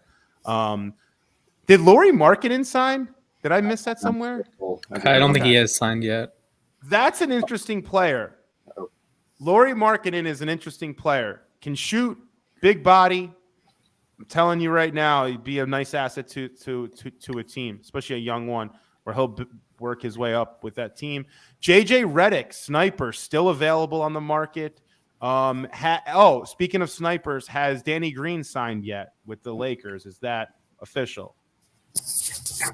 I've not seen it as official. Yeah, so I don't think that's official just yet. Andre Drummond, former Laker, still available on the market. Cameron Payne signed earlier today. And Blake Griffin, veteran, out there on the market, is also available. Someone I really like that is available, little low-key player, is Kendrick Nunn. Kendrick Nunn will be an asset to a team, and they should consider the Knicks should consider bringing him in. And because we lost my favorite player on the Knicks last year, Reggie Bullock, cannot believe we didn't sign him. The terms are still not out there, and I don't know what the hell is going on. So if you want to make it up to me, Leon, you can bring in Kendrick Nunn, and I will forgive you forever. Or not forever, for a year, because I'll never forgive you for getting rid of Reggie. What do we got here? Run that shit back. Gotta love that. Nice. You know, I really like Portis coming out of Arkansas. Like, when I was really keen on the NBA draft, Portis was a guy that maybe not top 10 guy on my board, but he was a guy, I loved his heart. I loved how he played at Arkansas. He was the man on a team that I believe went to the Sweet 16. And, it's great to see him win a title after being on those crappy Bulls teams for a couple seasons, Yeah. No, I agree there. All right, we're refreshing. What do we got? Give us something good. Bam, bam, bam, bam. And we have, hey, the GOAT, Evan Mobley. Oh, I thought it was John Collins. Shit, it's just Zach Collins. But still, that's a big one. Zach Collins. Zach Collins was one of the top free agents out there on some people's lists, not on most lists, but he will be signing a 3-year, $22 million deal going to the Spurs. But yeah, some other low-key free agents. Splash. PJ Tucker's out there, available. Gary Trent just signed. But Devontae Graham's there. So the shooter, he's a restricted free agent, however, so he'll have tag rights going along his way. Austin Rivers was on the Knicks last year for a bit. Nice player, so he's still available on the market. As is Lemon Pepper Lou, baby. You know what? I would love if Lou Williams came and played in New York. Imagine having Lou Williams running it out there with Derrick Rose. I would love that. That would be fun. But yeah, if you're listening currently in the chat, make sure you like the stream, subscribe to the channel. You're live with U Stadium with myself, Splash, and Henry. Henry will be back in a second. Make sure you download our app, the U Stadium app. We have some of the fastest pushes in the game, and I appreciate everyone out there that's listening right now. All right, so Olivia Rodrigo's going hard in the chat right now with Nick, Dan Hackett, Matt. We got a little bit of a crew out there, Gargan. So Olivia Rodrigo says, Fournier sucks. I disagree completely. I think Evan Fournier is underrated. Why? Because he can shoot. Yeah, Fournier is not someone that'll be your second best player, Olivia, but in my opinion, he can shoot at an above average level, and he sucked last year. You're right there. But I don't think he sucks, but my friends, a lot of them think he sucks, and a lot of people that have commented on this show think he sucks, but I don't know. Splash, what's your Fournier analysis? Again, like I said, I think a lot of the bad blood with Fournier comes from, searching his name. But he is a guy that can pour in some points. He averaged 17 points per game this season, although he wasn't quite as impactful with Boston as you might have thought. But, with Orlando, he was pouring in 16 a game. He peaked at 18.5 points per game before the lockdown, or before the pandemic shut everything down last year. He's the classic 2-3 tweener kind of guy that's going to shoot the ball. He shoots career 38%. Although he did shoot 46% on 6 threes a game with Boston. So there is some of that high volume marksmanship that you can get out of Fournier. So, hey, there was a comment earlier about what the heck, who the Cavs should take at the right price. A guy like Fournier is helpful.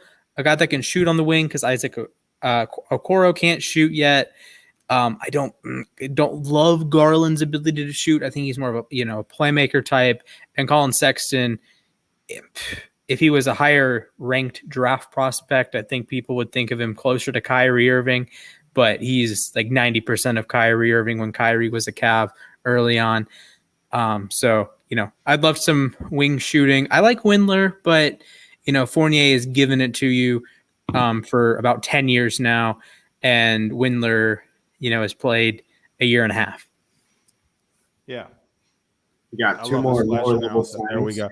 Henry, we have to get this kid some details right here. Did LA do anything? I don't think so. I don't think the Lakers have signed anyone prevalent at this point. Again, the Lakers don't have the money. They're going to have to sign a bunch of mid-level exception and vet min contracts. They're not going to be able to sign anyone that's going right now. So I don't. Luxor's 2090. No, I don't think the Lakers haven't done anything thus far. Have the Raptors done anything? Yeah, they did bring lost back Gary Trent. They brought back Gary Trent. Yes, they lost Kyle Lowry. Sorry, but yeah, they brought in Gary Trent on a good deal. So I like that Gary Trent deal. It was a 3-year, I think, $54 million deal. It was a nice deal. Who do you think is a good fit for the Warriors? All right, so the Warriors are coming in next year in a very interesting spot. So Clay's coming back from injury. According to Nick, he's waiting for Kawhi to sign with Golden State to come back. But no, you have Clay coming back. You bring in the 72 win band back together. So I think Golden State's in a really nice spot. They have James Wiseman, who's going to team up with these guys down low to do some of the dirty work. You obviously have Steph's coming off his MVP season. You have Draymond. But if I had to say, I would say you definitely want a sixth man. You want one of these young scorers to come off the bench who can score. I think Kendrick Nunn, I know I've spoken about him. I think he'd be awesome on the Warriors. Get a guy who can come in, who can flash, who can shoot, who can come in as your sixth man, and who can light it up when Steph and Clay need a break. Or if Steph and Clay don't finish the season. We've seen them have some injury issues in the past. So Kendrick, you could kind of plug him in as that guard, but he'd be a good fit. Devontae Graham, if you want to pay him, he's a restricted free agent, would be nice in the Warriors. Get another shooter, or look for a playmaker. Look to bring in a vet. Why not Patty Mills? You need some veteran leadership sometimes. Maybe he'd be someone interesting for the Warriors. But Golden State's in a good spot next year. I mean, their chemistry is just top notch. I think you could probably put anyone in that system. Cavs need to rebuild. Yes. I mean, if LeBron is not on the Cavs, they're going to always need to rebuild until the day the lights go off. So, yeah. This guy's saying I'm a little concerned for the struggles. Yeah.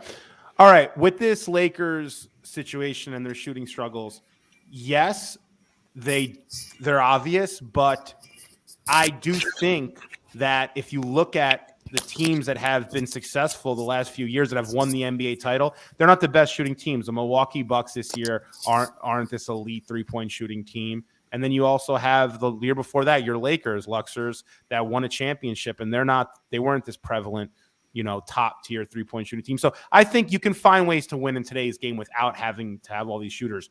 But they definitely do need a few more shooters for sure. So I agree with you there. Who do you think the Knicks will sign? I don't know, man. At this point, I mean, we got the Noel contract was bigger than I thought it was. We didn't bring back my son, Reggie Bullock, which is Reggie Bullock. I don't know. I know I pronounced the name wrong a lot, but I don't know, Bullock. Man. It's definitely Bullock, right? Yeah. I don't know. I don't know who they will sign, but I think if they need to sign one more player, I would focus on getting a shooter. I think you want someone that you can put out there when Derrick Rose and Randle are handling the ball, which they love to do. You want someone that when they break down their initial defender, you're able to kick it out to this person who can hit a three. So if you want to look at, I don't know, you know who I really like? I like JJ Redick. I'm a big JJ Redick fan. I think he is older, obviously, but bring in JJ Redick. He can teach some of the young guys how to play. They'll play with Derrick Rose. They have a few years left. Bring him in. He can shoot. So if I'd say I like JJ Redick. Trevor Ariza, by the way, everyone out there still available on the market. Some other names that haven't yet been signed. We have Malik Monk, some shooters that the Knicks have actually been rumored to. Nicolo Melli, my Italiano paisano, is still available on the market. So we will see how that works out. I know that the Italians, we have a game tonight. We're playing late night or early morning. We're playing France at 4:10 in the morning. So get ready for that. The Olympics are set. The U.S. is playing tonight the U.S. will be playing tonight, playing Spain at 12:40 a.m. Wow, the Heat. Look at that. The Heat are looking to add DeMar and Oubre. Be huge. What do they think? There's 7 starters on a basketball court? Holy schmoly. And Lakers. Hello. Lakers. Hey, I see. This is Luxors. If you're in the chat right now, brother, that's a good sign, dude. Get Trevor Ariza on a 1-year deal. Guy can shoot. Guy can play. Guy's a vet. Great defender. How is Reggie Bullock your son when you both are like the same age? I'm talking hip talk, man. I'm just talking out of my A. Hey, Ronald Acuna's son plays professional baseball for the Detroit Tigers, and he's only 24. All right, so we have a comment right here. What do you think the Bucks will do after winning the chip? I mean, listen, they got back Bobby Portis, and I think the Bucks are going to want to score. Obviously, they play exceptional defense. They're going to want someone that can keep the point totals up. So I think they're going to look to get another scorer or two, and they're available. If you go down this list of top 50 free agents we have on U Stadium, but you have guys like Malik Monk, you have Otto Porter. They might want to bring Tucker back, so they're going to want to bring guys, some wing players. Maybe Austin Rivers might be a good sign for the Bucks. So you'll see some guys out there that can score from the perimeter. Potentially could be fits. So I have another question for you, Frankie. I'm on Twitter on my phone, right? And I looked up overpaid. So how do you feel about what Taylor Rooks said, Taylor Rooks of Bleacher Report? Never going to hear me say an NBA player was, quote, overpaid. You are paid what the market allows. Get your coins. Listen, I agree with it for the most part. These owners have a crap load of money. If they want to pay you and it's part of the salary cap, let them get their money. The NBA is a multi-billion-dollar business. I have no problem with it. I don't think what she says is at all wrong. Mm-hmm. Okay. I don't know if it's coming from the same place that I'm coming from. I think it might be coming from another place. But for me, I think the statement makes total sense. Yeah, I think when someone's overpaid, I don't like when there's people that are paid based on like what they did in college or what they did in their past versus like what they can add value to you and your team in the future. You just get paid for a name. I think that's when you're overpaid. But a lot of these players now, Gary Trent Jr., Cameron Payne, these are quality NBA players. You need these people to win. You need 15 points from your your sixth man. And I think you get value like that from some of these guys. So who do y'all think is ideal for the Nuggets right now? I don't know why the Nuggets aren't doing anything. I mean, I thought the Nuggets should maybe go after DeMar DeRozan or try to do a splash signing, but Spencer Dinwiddie, the Nuggets need something because what's going to happen in the West is you're just going to be overshadowed by the Lakers and the Warriors and the Suns. So the Nuggets, like, what are you going to do? Do you want to waste Joker and Jamal. Like, I don't know. I would try to do something. But the Nuggets have not been rumored anywhere. I haven't seen. Have you guys seen anything with the Nuggets? He signed JaMychal Green. I mean, he's a very average player. I've seen some rumors that D'Angelo Russell could go to the Heat or Celtics. What do you guys think? Could he be? Yeah, I don't. Splash, what's D'Angelo Russell's situation? I mean, he's still under contract. He's not a free agent. I haven't really seen anything with D'Lo. I can look it up real quick, but yeah, I haven't seen much with D'Lo. Although I do want to touch on the Nuggets thing. You have your MVP in Jokic. You have Michael Porter, who is universally loved in NBA circles, and you're bringing Jamal Murray back. I think if there's any team that can say just run it back and you'll be better, I think it's the Nuggets, because you unlocked that like MVP Joker, right? And you're bringing back that star point guard. We saw it in the bubble, and we saw it early last season that, Jamal Murray is a legit star in the NBA, and he missed so much time. If Murray's there, they don't get swept by the Suns. If Murray's there, they might even beat out the Suns for the 2 seed. So they're one of the teams that I think can stand pat for the most part and kind of, I don't want to say rest on their laurels, but they'll be good next year without adding anyone. But yes, D'Angelo Russell is still employed by the Timberwolves. Yeah. We got a signing right here. We have Wayne Ellington, also a member of the New York Knicks last year, 2 years ago. I don't remember, but he is going to the Lakers. So Luxers, there you go. Wayne Ellington is a decent shooter. This is awesome. No, this is awesome. This is an awesome pickup for LA. I disagree. I disagree completely. Wayne Ellington was on. When was he? He was on the 2020, 2019 Knicks. Wayne Ellington stinks. Oh, okay. He's going to give you. He shoots 38% for his career. He shot 42% last year. He shot 42%. What did we say the Lakers needed? They needed shooting, and what is Wayne Ellington? He is cheap shooting. He's cheap shooting. He also Splash. These percentages you're going by are based on a very small amount of 3-point attempts. Ask any Knicks fan who watched Wayne Ellington in 2019. Knicks fans, if you're out there, Knicks fans, shout outs to Knicks fans. Where are you at? I need my Knicks fans. And how is Wayne Ellington? Forget the numbers. You've watched this guy play. I get it, but he was pouring in 7 threes a game, 7.5 threes a game with Miami, and he was making 39% of them. And you throw in Russell Westbrook and LeBron James. That makes those 3-pointers that much more open, that much easier to hit.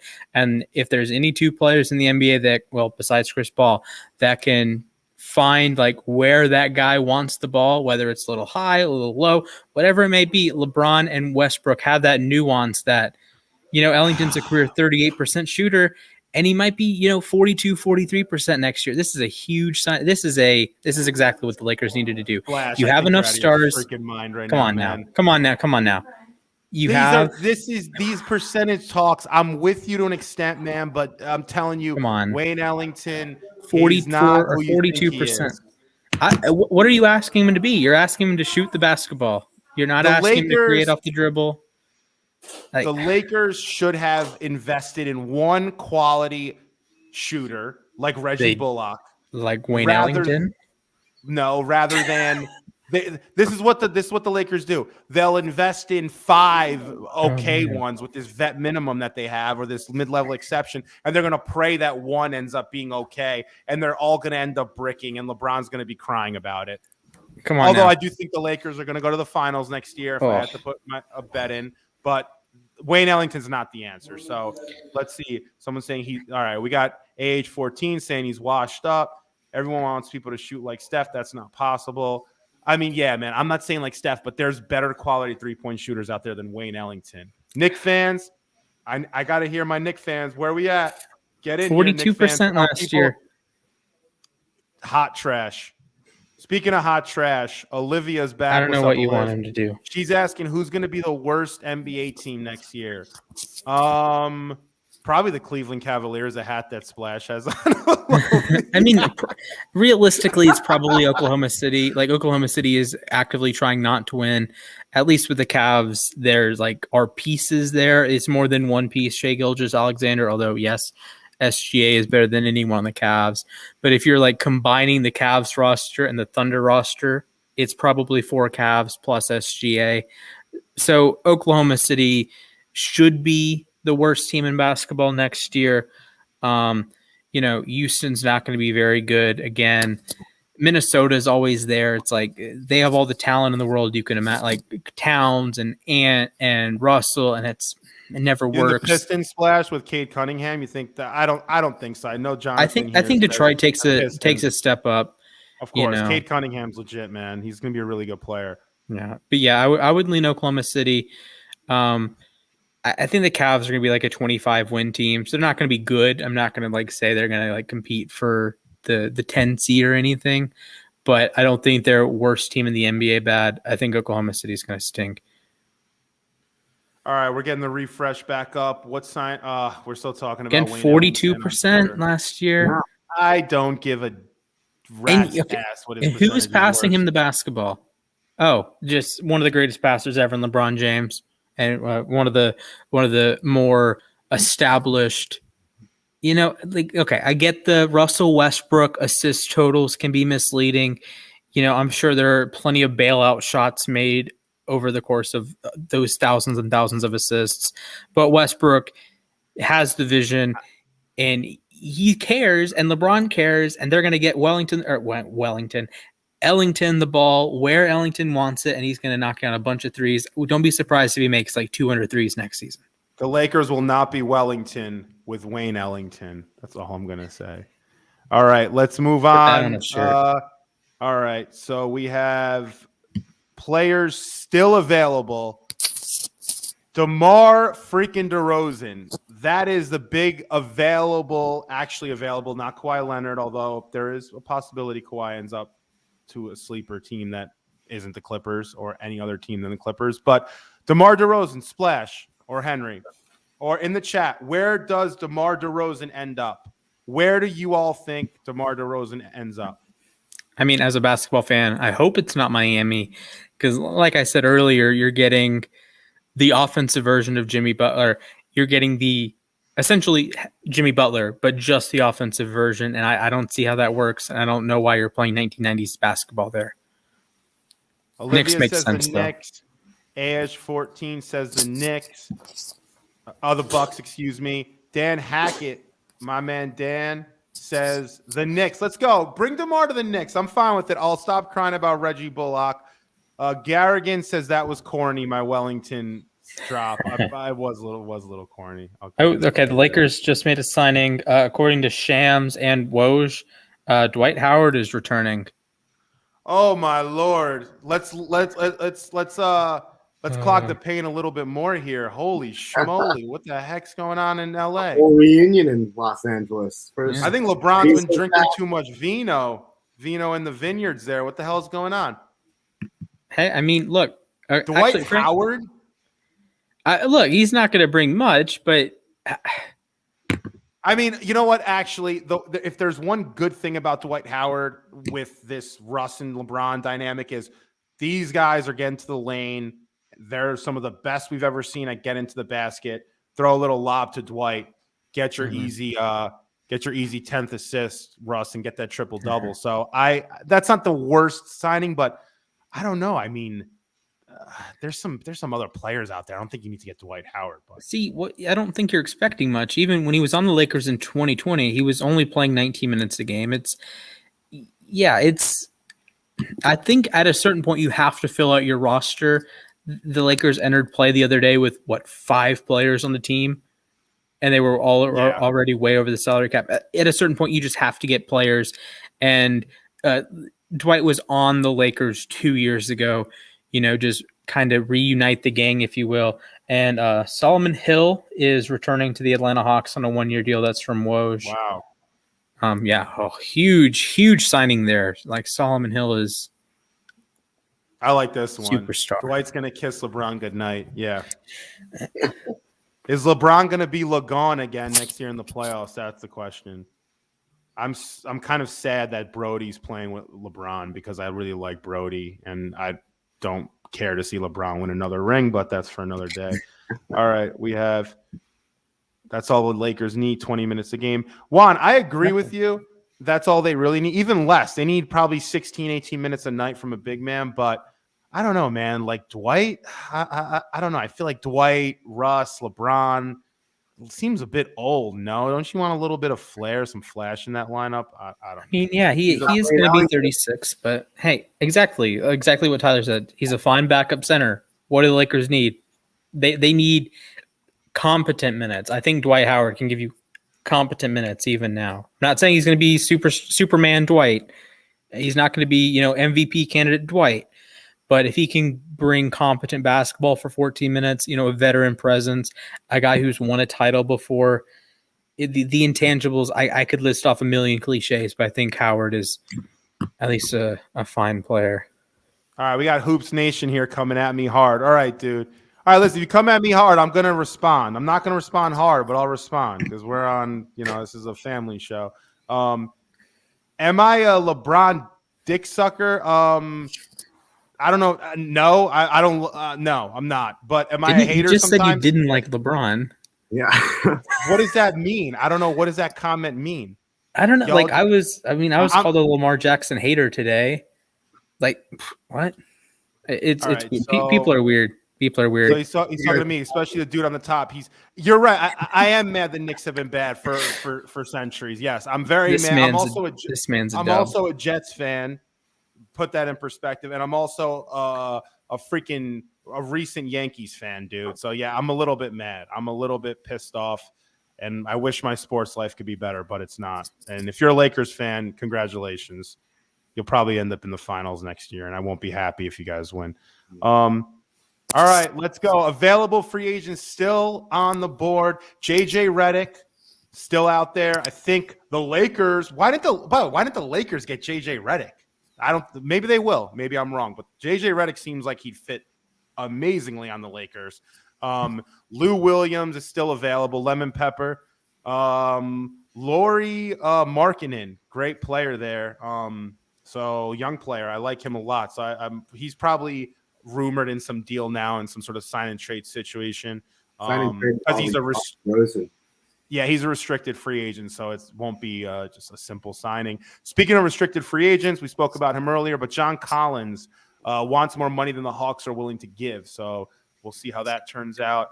I'll get this refresh flowing right now. I got a question for you, Frankie. Back on the Wayne Ellington point. Who do you think has a higher career high in three-pointers made, Wayne Ellington or JJ Redick? I mean, because you're asking me like that, I'm going to say Wayne Ellington. And no, Redick made 240 a couple years ago with Philly. Ellington's career high is 227. All right, interesting. So, hey, I mean, 227 threes. 227 is a lot. I'll give you that. That's an impressive stat. Lakers reunion. Is that Derek Fisher in the third we got picture? Dwight. We got Trevor. Oh, they gave us Wayne. Yeah. The hell you just casually forgot that Kobe's not in this picture? Come on, man. Oh, man. Give me a break. Oh, this is what champ? Oh, this is 2009. Yeah, I'm not. I thought I was tripping for a second. I'm like, wait. And he went to Houston. Was this team on the bubble team? I don't even know what these guys sometimes. Yeah, Ellington played with the 2015 Lakers. Yeah, I remember. Yeah, he's kind of jumped around there a few times. Some other available free agents, Spencer Dinwiddie and Reggie Jackson. So those are two guys that I would love to see play on a championship caliber team. I mean, wouldn't it be nice, Spencer Dinwiddie playing with the Bucks, or Reggie Jackson playing with, let's say, the Celtics or something? I mean, there's some nice moves to be made out there. So I would like to see that. I like Lou this. Williams. Sorry about that. No, that's fine. Yeah, throw Shaq in there, throw Chuck in there. Actually, throw Kenny the Jet Smith in there. I think, if you can get, 2 quality bounces of the basketball out of Kenny Smith, I think that's high quality stuff. Nick says Knicks should get Spencer. Yeah, Nick, I agree to an extent. I just with Derrick Rose there and Spencer Dinwiddie and Julius Randle, and we have RJ Barrett still, obviously. It becomes difficult to say like how many. These are ball dominant players. These aren't pass first kind of guys. So, or necessarily that, and none of them are even shooters for the most part. So it's tough to line them all up together. But yeah, I mean the points there are. You can't deny that's 20 a night, easy money. So yeah, this guy Josh is saying Lakers trading Dennis for Spencer. Is that anywhere or is that just a call? Oh, there we go. The Lakers and Nets are both in. All right, so the Lakers and Nets, this just dropped. They're both looking for that vet point guard. This could be a finals matchup next year. Both looking for Patty Mills. So is Patty Mills going to be in the finals one way or the other, whether he joins the Nets or the Lakers? So that's pretty interesting. For sure. And I know Dan asked, did Ellington play at Kansas? No, he's on that 2009 North Carolina team that won the title. And I believe he was like a team of the tournament guy. He was nice in college. I'll give him that. He was awesome in college. Yeah, he's he's been able to shoot in the NBA. And at a certain point, I know there are shortcomings in the other parts of his game, but there is value if you're a guy that can knock down, 38, 39, 40% of his threes on that many attempts. Frankie V, would you be happy to swap Bullock for Jackson? If Reggie Bullock was on the Knicks for Reggie Jackson, you're saying? Yeah, Reggie for Reggie. I mean, yeah, Reggie Jackson's better than Reggie Bullock. Absolutely. But Reggie Bullock's not on the Knicks right now, and I'm pissed off about it. I'm very mad. I'm telling you, the Knicks are going to struggle at points next year. I know this sounds crazy. We need a shooter. Nobody can really shoot well right now on the New York Knicks roster. Unless Kevin Knox can wake the fuck up. I don't know where my dude's been. He can shoot when he plays. I don't know if either get rid of him or don't. I mean, or play him. I don't know. Actually, correction to what I said. Oh, go ahead. Oh no, sorry. What were you saying? Wayne Ellington was actually the most outstanding player of that Final Four. I thought it was Hansbrough. My mistake. That was a team, man. A team. Yeah, Nick, I'm down for it. I don't know if that's possible. So. All right, Josh, where's Carmelo Anthony going? It's going to be to a winner. I mean, it's not going to be back to Portland. He'll probably go to one of the top 5 or 6 teams in the NBA. Literally, you could just take that out of a hat. I think the way it's looking right now, I think the Lakers are where he's going to end up. The Lakers are getting Dwight Howard. It seems like they're going to bring in Melo. They'll run that all up, and it'll be an interesting team for sure. Yeah, Dan, it was a most outstanding player of the Final Four. And actually, he was involved in he was a future first-round pick in the original KG trade. Damn, Splash, you want to Wayne Ellington show? We'll do them for you. I'll come on there. No, I'm just on his basketball reference page, and I didn't realize he was one of the future first-round picks included by Boston to get KG. Let's have him on timeout. Yeah. Wayne, we'd love to have you on. I mean, Jack is a huge Lakers fan, so if you want to be on the sports desk, love to have you. This is going to be interesting because I've been thinking about this the last few days. Lakers versus Nets. If the NBA ever wanted a dream finals situation, this is the one you want. Russ versus KD, LeBron versus KD, Russ versus Harden, Kyrie versus LeBron.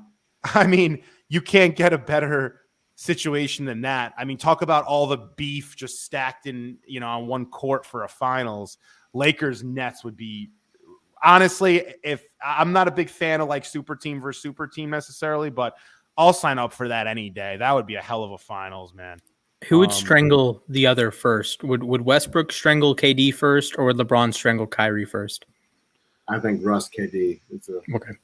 I think LeBron Kyrie. There was a lot of underground stuff going on there, I heard. That was weird. And it's like, that was a winning team too, You actually win the title. You go to 3 finals and then, I won out. It's like, come on. I remember where I was. I was in this building when Kyrie got traded to Boston, I was about to throw hands with everyone in my grandmother's apartment.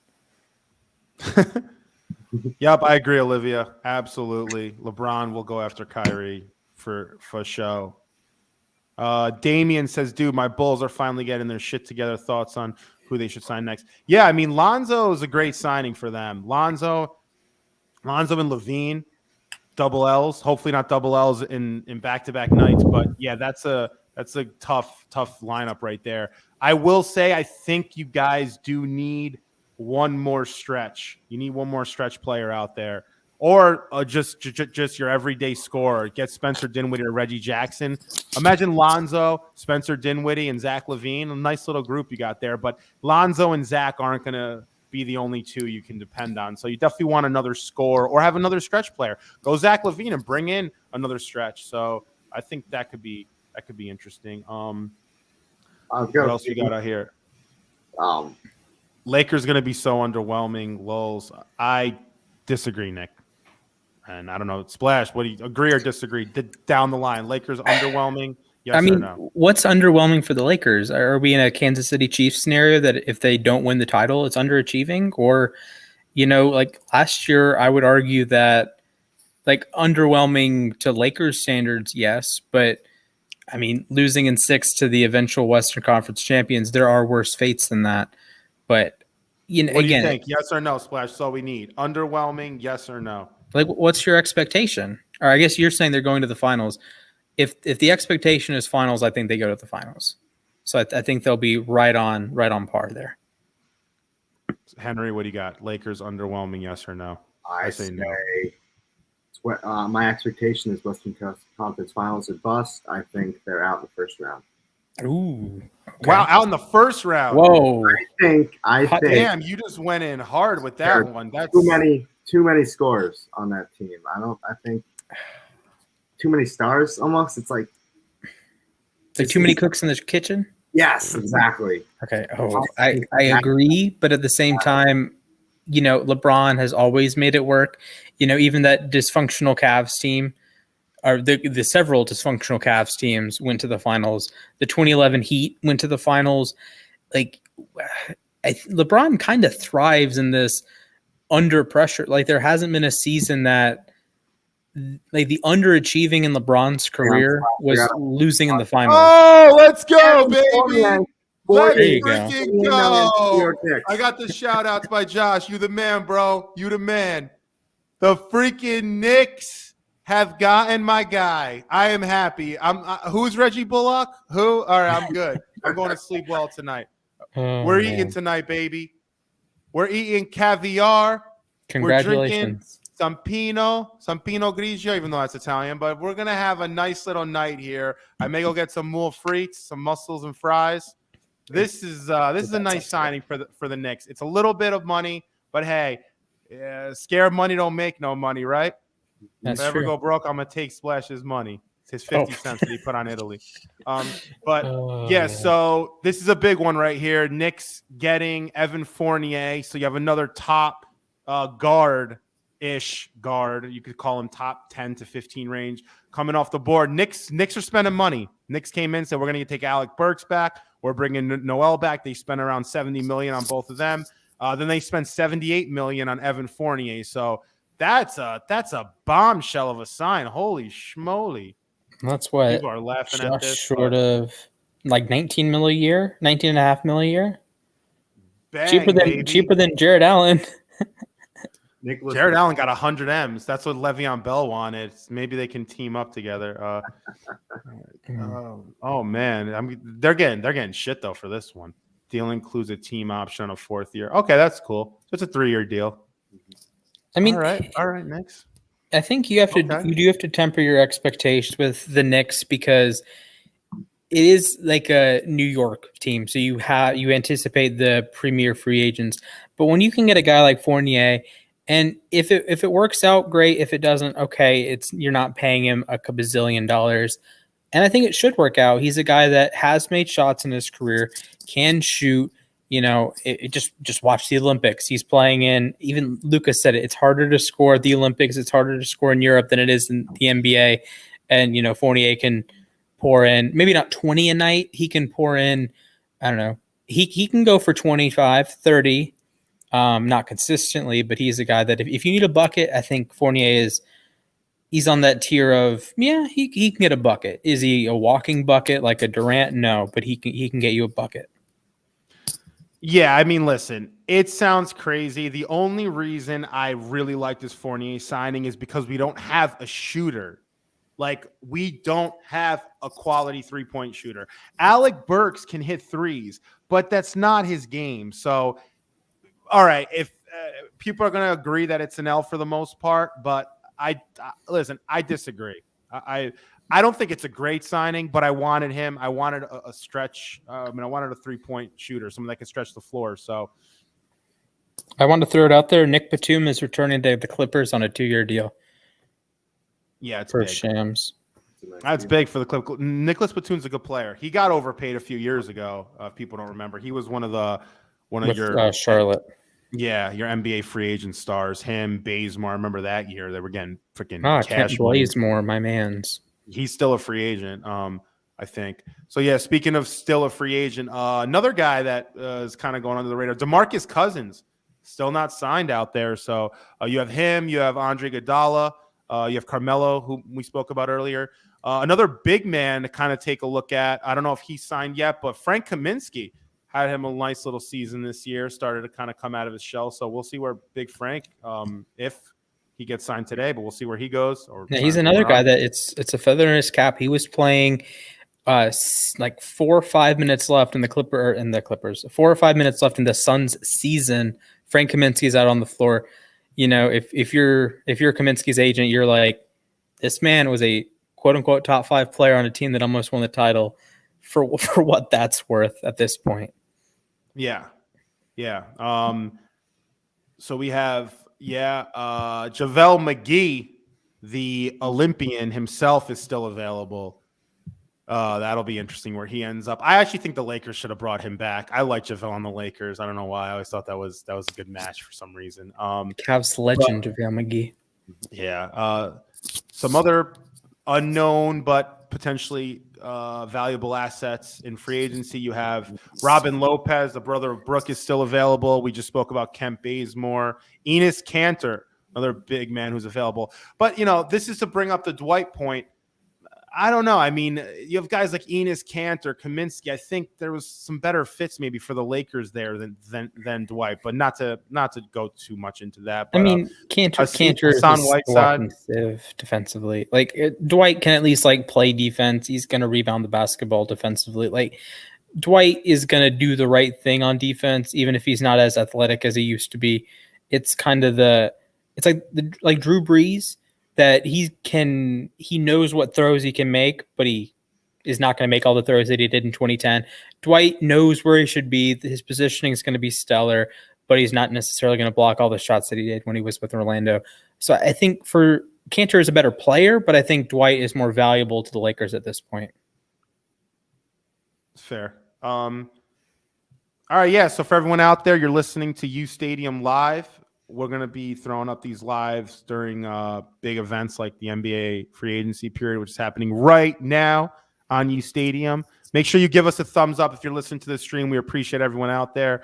Like the stream, subscribe to the channel, holler at Splash, Below, and Henry for crushing it with me during this NBA free agency. So, Splash, again, I will ask you right now, DeMar DeRozan, best fit. Henry, where do you guys got DeMar going? Comment that in the chat right now. DeMar DeRozan, where does DeMar land? DeMar is right now, I would say, number 1 most available free agent. Not Kawhi, because I don't know if Kawhi is available, but make sure you guys all comment below. DeMar DeRozan, where do you see him going? So we have Caden says the Lakers. Ooh, the Lake Show with DeMar. I mean, I don't think they have the money to do that. Too many stars. We got the Lakers down there. We got the Hornets. The Hornets would be pretty ill if you went to the Hornets. I like the Knicks. I like the Knicks there, Dan. Knicks. You bring in Fournier. I don't have the money. We don't have the money anymore. The Lakers definitely don't have the money. Heat's an interesting one. Like I said, you're essentially getting the same offensive player duplicated with DeRozan and Butler. Raptors would be hilarious. They just The gave Raptors would be. I don't see him going. I don't know about the Raptors. Though, Actually, okay. Josh brings up an interesting point with Dallas. I don't know Dallas's financial situation, but if you bring in like a secondary offensive player, I don't hate it. I think if you can, I don't know who would take Porzingis at this point, but if you can get a secondary star light version of DeMar DeRozan that could come in, make some shots, is a secondary ball handler in crunch time. That's what Dallas has been incredibly volatile with. When Luka's hitting his shots, they win every game, but they've lost so many games late because teams can just focus in on Luka, and you go get DeMar DeRozan, who he has the playoff shortcomings. Yeah, the whole LeBronto thing. But he's a guy that has taken and made big shots in NBA games for the last 10, 12 years at this point. So I like it with Dallas. Yeah, you see here, DeMar to the Nuggets. I was saying that earlier, Damian. I think that'd be a great fit. Get a scorer in there. Take the pressure off of the Joker and Jamal. That'd be great, I think. Hey, we have a bombshell. Frankie. No way. Derrick Rose. Oh, wait. Did we reported on Rose? The deals just became official. This is official, but now we're seeing right now, I read some of the Clippers, a 2-year, $60 million deal with DeMar DeRozan. No way. Let's get this research. Wait a minute. I don't know. I don't know. I haven't seen anything on that one yet. Am I tripping right here? Matty Gooch, you effing with me, bro? Come on, man. There's no way. DeMar to the Clippers. Come on. No, I don't know, man. This is what he read. So we got some rumors over here. But yeah, I think the Knicks, Derrick Rose signing's official. We went off about this about 20 minutes ago, but it is official. Derrick Rose is a Knick again. Thank God. Right, Henry, we spoke about this earlier, or am I? Yes, we did. Yeah, now it's official. It's a 3-year, $43 million deal. So you have $43 million at Derrick Rose. You have $78 million to Evan Fournier. You have $30 million plus to Nerlens Noel and Alec Burks. I think the Knicks spending is done. So I don't think Knicks fans, I'm sorry. I don't think DeMar DeRozan's in play right now, unless I'm wrong. I know someone mentioned in the chat about a 1-year show me. I don't think DeMar DeRozan's signing that, to be honest. I think he's already shown himself. Unless he's going to go to a winner. I've heard DeRozan is linked with Chicago and the Knicks. I don't want DeMar DeRozan. He doesn't fit the timeline. DeMar to the Wizards. That'd be nice. DeMar and Bradley Beal bring Wizards fans a little bit of love after what they've had to endure the last few years. I'd rather let Denny develop, Hachimura develop. Mm-hmm. There are some teams. DeRozan's like a solid player, but he doesn't fit the timeline with some teams, and it's very much he works with some teams. He doesn't work with a lot of teams. Like, imagine just throwing him on Oklahoma City. That doesn't make sense for anyone. If you're DeRozan, you want to compete, you want a chance to win a title. It's like Oklahoma City's not going to do it for you. Cleveland's not going to do it for you. Washington's not going to do it for you. Like a Lakers, I've heard that he's out on the Lakers. Chicago, meh. They could maybe make the playoffs if he's there. But the Knicks, I like it with New York. Who's to say, though, that DeMar DeRozan's looking to sign with a team to win a championship? That hasn't been said anywhere. I haven't really seen that. I mean, you assume that, right? But I don't know if that's the case with DeMar necessarily. Okay, that's 100% valid. DeMar to 76. I mean, I've heard so many rumors. I mean, is this like a joke? DeMar has not signed. We got DeMar just signed with the Hornets. We just had DeMar signed with the Cavs. We had DeMar signed with the Clippers. Now we have DeMar re-signing with the Spurs and the 76ers. Okay. A brick. He does make a point. He could re-signing, be signed and signed and dealt. We got something? Yes. Free agent guard Alex Caruso has agreed to a 4-year, $37 million deal with the Chicago Bulls. Whoa! and the late. Oh, never mind. That's not out. But okay, bam. Okay. Caruso with the Bulls. So where's the Bulls fans at that was in here? You got another piece. Okay, Caruso. Earlier today, the and Bulls got Lonzo. Lonzo Ball, big splash. You got Zach LaVine, All-Star, and now you got yourself Alex Caruso. That is a sign and a half. Good for the Bulls. Bulls making a little team out there in Chicago. Are you a big Wendell Carter guy? No, I am not. Okay. Kobe Not to White. be a hater. I'm just I love Kobe White, but I like Kobe White a lot. I don't know where he fits in now. I mean, I guess you put him on as a 3-point shooter. Oh, and shoot, Yeah. who did they draft last year? It was Patrick Williams. Are you a big Patrick Williams fan? I am, yes. I think he's Okay. got a lot more to prove. All right, we got this refresh now. So Caruso gets his $37 million deal with the Bulls. Honestly, fair contract, I think. It's not a crazy contract.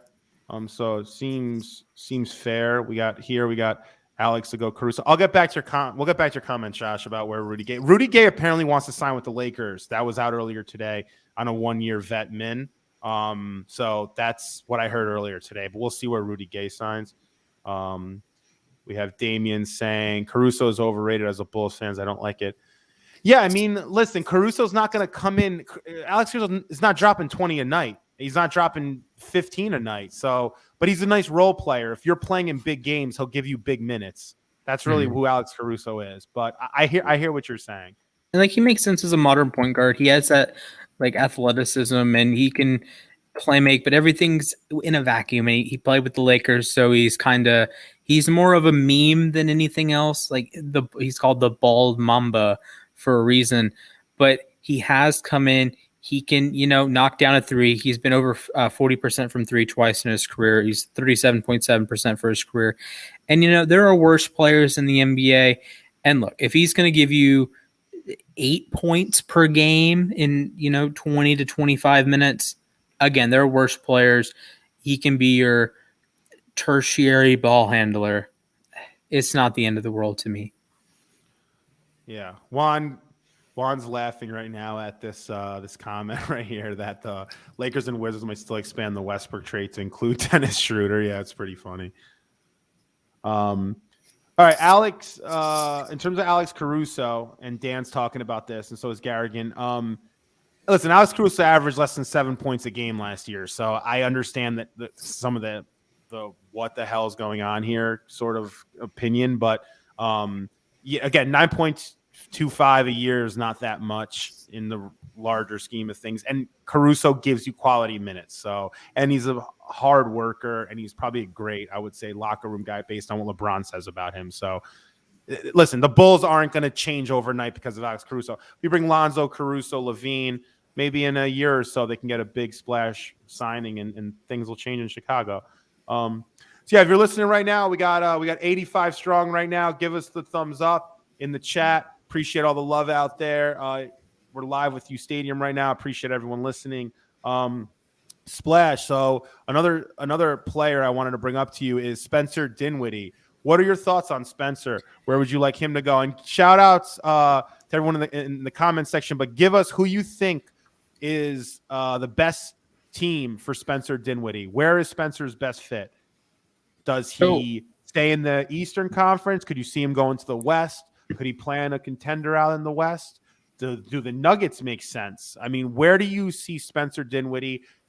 Put that in the comments, and we will feature it right now. Waterflow, you're the man. Appreciate it. He says he loves the stream. Shout outs. Love all the comments tonight. You guys are actually crushing it. These opinions are spot on. So you guys are killing it. So Dinwiddie's a weird player. Like he's a guy. There's a limited number of players in the NBA that have averaged 20 points per game for any length of time, and you have to find the right role with Dinwiddie. He's a guy that, for a large chunk of his career, has come off the bench. He's only started 133 out of 320 games. He is coming off a serious injury. He only played 3 games in 2021. So if he can be your, like I said with Caruso being a tertiary playmaker, if Dinwiddie is your secondary, like shot creator type, he's a real player in the NBA. His last full season, 20.6 points per game, 6.8 assists per game. 20.6 points per game, 6.8 assists per game. that doesn't grow on trees. Denver is interesting. I don't know the cap situation they have, but any team that needs a third guard, I think Dinwiddie works well there, although he might want to start, and he might be a guy that goes to I think maybe Spencer's good, man. Washington Flash, would you be remember interesting. when Washington Kyrie, and Beal would be interesting. it would. When Kyrie went down a few years ago and Spencer came in, Spencer lit it up. Spencer had a stretch of games where he was really 21-7. Yeah, he was 21-7. He was playing extremely well. So we have Spencer to Philly. We have the Lakers. Yeah, I think Spencer could play, at an elite level to some respects as a scorer on most teams. Now, the thing with Spencer, do you bring him in as a sixth man? I don't know. I don't think so. I think you bring Spencer in as your second, third best player. Is he good enough to be on a championship team as a second best player? I think bringing him in as second best guard. Say, let's look at the modified Warriors. Let's say Dinwiddie is your 2. You play Clay at the 3, so he doesn't have to chase guards around as much coming off the Achilles and ACL. I think Dinwiddie and that team can win some games. You have 2 playmakers, then you have Clay, the spot up shooter. Whatever you get out of Draymond, whatever you get out of Wiseman, you fill out the bench. I think that team, maybe not third best odds. I think that's still a little ridiculous, but that's a team that could win, 50 games in an 82 game season. I think that makes a lot of sense to me. Although Dinwiddie isn't much of a shooter, so you do hurt the spacing a little bit, but you have Steph Curry and Klay Thompson. There's spacing going to be there, and I would imagine Dinwiddie would hit more of his threes when you're Klay Thompson and Steph Curry are on your team, and you get just that extra half inch of space on every single jumper you take. Here's some Caruso highlights right here. My man plays hard. You got to give him credit. No matter what, he plays hard. And he was on that A&M team that came back from down 12 in the last 50 seconds of a March Madness game. So he's a baller. I know the reputation is a meme. Again, bald Mamba for a reason, but he plays with heart. He plays with all the cliches. First man in, last man out, chip on his shoulder, whatever it is. Caruso fit that bill. Yeah. Yeah, and speaking of fits that bill, we spoke about this earlier, but Evan Fournier, big signing of the last, I would say, 15 minutes, goes to the New York Knicks on a $78 million deal. Biggest deal we've seen in the last half hour of free agency. But yeah, we're sitting here right now. We're waiting. Avery Bradley now just dropped this right now. Not official yet, but is a name that the Lakers looking to bring back Avery. He kind of did them dirty when they were looking they were going into the bubble. Surprised LeBron wants him back around. But yeah, Avery Bradley, Chris Haynes is saying, is a potential target for the Lakers. Avery Bradley fits amazing with the Lakers. He can shoot and he plays hard defense, and he'll be there playing every night. But I don't know. I found that a bit weird. But yeah, we have Avery Bradley still available. Danny Green, another rumored guard that the Lakers were looking at, is still available. Kendrick Nunn, a guard who I'm a big fan of. And I know Splash and Henry are as well, but Kendrick Nunn, Heat scorer or ex-Heat scorer, still available. We have Reggie Jackson still available. Reggie Jackson now, he played really well in these playoffs. So I think any team that is able to get Reggie Jackson, and if he's locked in and he can build some chemistry with someone, I think Reggie Jackson's a really nice player. So I like to see where he ends up. See, I do like Nunn. The only reservation I have is he turns 26 tomorrow. So is he going to be like a long-term guy for you? I don't know. You've only gotten a 120 game sample size. You don't know what you're going to get, and there's not much potential for something because he's like in a unique situation as a young player in terms of NBA experience, but not a potential guy. He's not say a Zach Collins who's been in the league 4 or 5 years, but is still 24. And I think there can be some reservations that teams can say, what's the ceiling with Nunn? Has he already hit his ceiling? Did he hit his ceiling as a rookie? As a rookie in 29 minutes a game, he was dropping 15 a night for a team that went to the finals. Like, is he going to do that for you? Like, what role does he serve? I think with the Lakers, he might be a nice, if he's the, like the third, like, I don't want to say ball handler, but if he's your third guy between Westbrook and LeBron, like if he's playing minutes at the 2, I think that can work. But if you ask him to do more than that, I don't know if it works, because you look at that Miami team and like Dragic was better, Butler was better, Bam was better, and then you have more like the hero of the world. He was awesome in the playoffs in 2020, and even Duncan Robinson. He is a more well-defined role, and I don't know. I don't know with Nunn. I do like him. But I think some NBA teams will have that reservation of he's played 120 games at age 26. I agree with that. Happy early birthday, though. Yeah, true that. I think, Kendrick Nunn's going to have to go somewhere that makes sense for him, because he's not going to be a 2 or 3 year kind of feel thing, and then he's gone. He's going to be 30, and then, things don't really work out after the age of 30 when you haven't proved yourself in the NBA. But with that being said, Lou Williams, still available. So Lemon Pepper Lou and JJ Redick, 2 guys that were top 25 on my free agency list, are still available. Lauri Markkanen still available, although a restricted free agent, made my top 25, as did Norman Powell. So there's still some guys on this list, y'all, that are good quality players. Carmelo's still out there. So who else is coming to Dallas? Daniel's asking.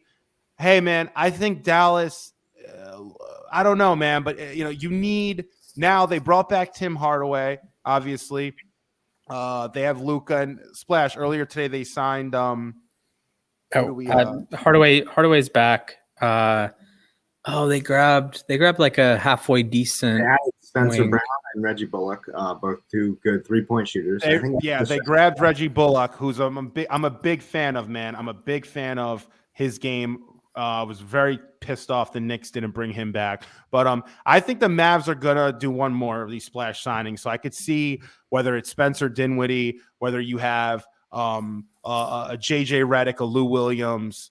They're going to try Austin Rivers. They're going to try to bring someone in to take the pressure off of Luka doing it every single night.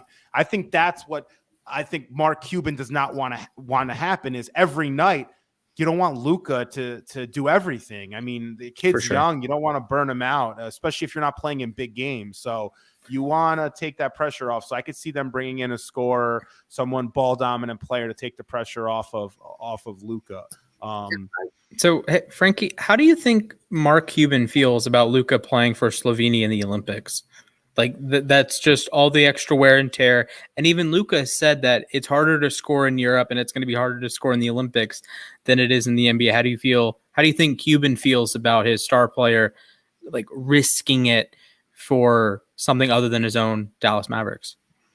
I mean, if you want my honest answer there, I think he was not so happy about it. I don't think he liked those comments, but I don't really think Mark Cuban cares at the end of the day, because if Luka's showing up in a few months and ready to ball, he's the best player that Mark Cuban could have dreamed of having.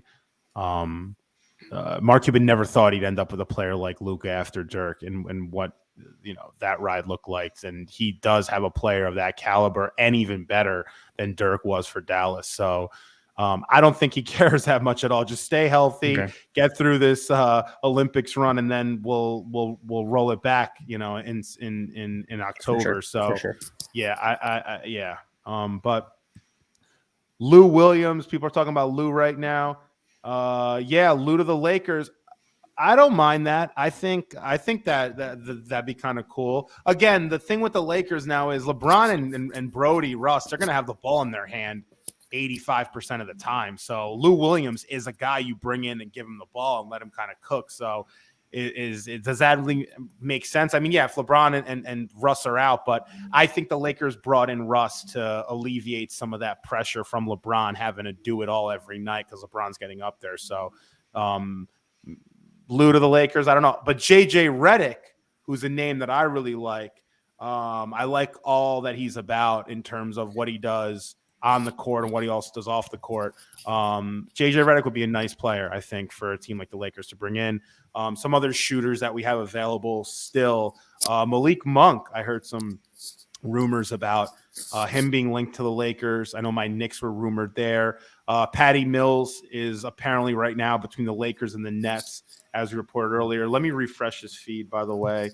Patty over JJ. All right, I respect that. But the thing with Patty over JJ, Tevin, is Patty's not, standing in the corner catching one of these LeBron cross court passes and nailing a triple. Patty Mills is a really good 3-point shooter, but he's not a spot up 3 guy. JJ is. So I don't know. JJ and LeBron really never teamed up yet. I always kind of wanted to see that happen.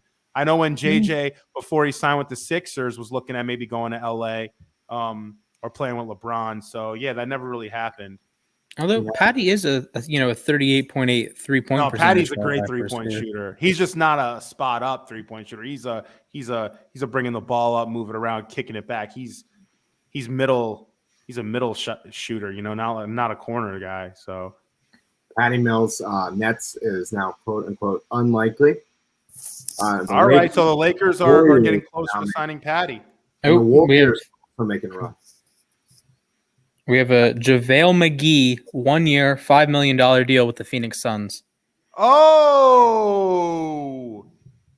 JaVale McGee. Cavs legend JaVale McGee. Sign. Oh boy. All right, that's actually good for It's good for DeAndre, man. DeAndre's got all that pressure every night. Now he doesn't have to D up on bigs all night. So next, if they play Giannis again, which I doubt they'll play again in the finals, but when you play a player like Giannis, you could put JaVale on him, let him use up his minutes. Yeah, we forgot. We did, Josh. You're right. We did forget about Kelly Oubre. Kelly Oubre averaged over 15 a night. Can drop some buckets. So Kelly Oubre is an interesting one there. Yep. And isn't it Tsunami Poppy, right? Tsunami Poppy?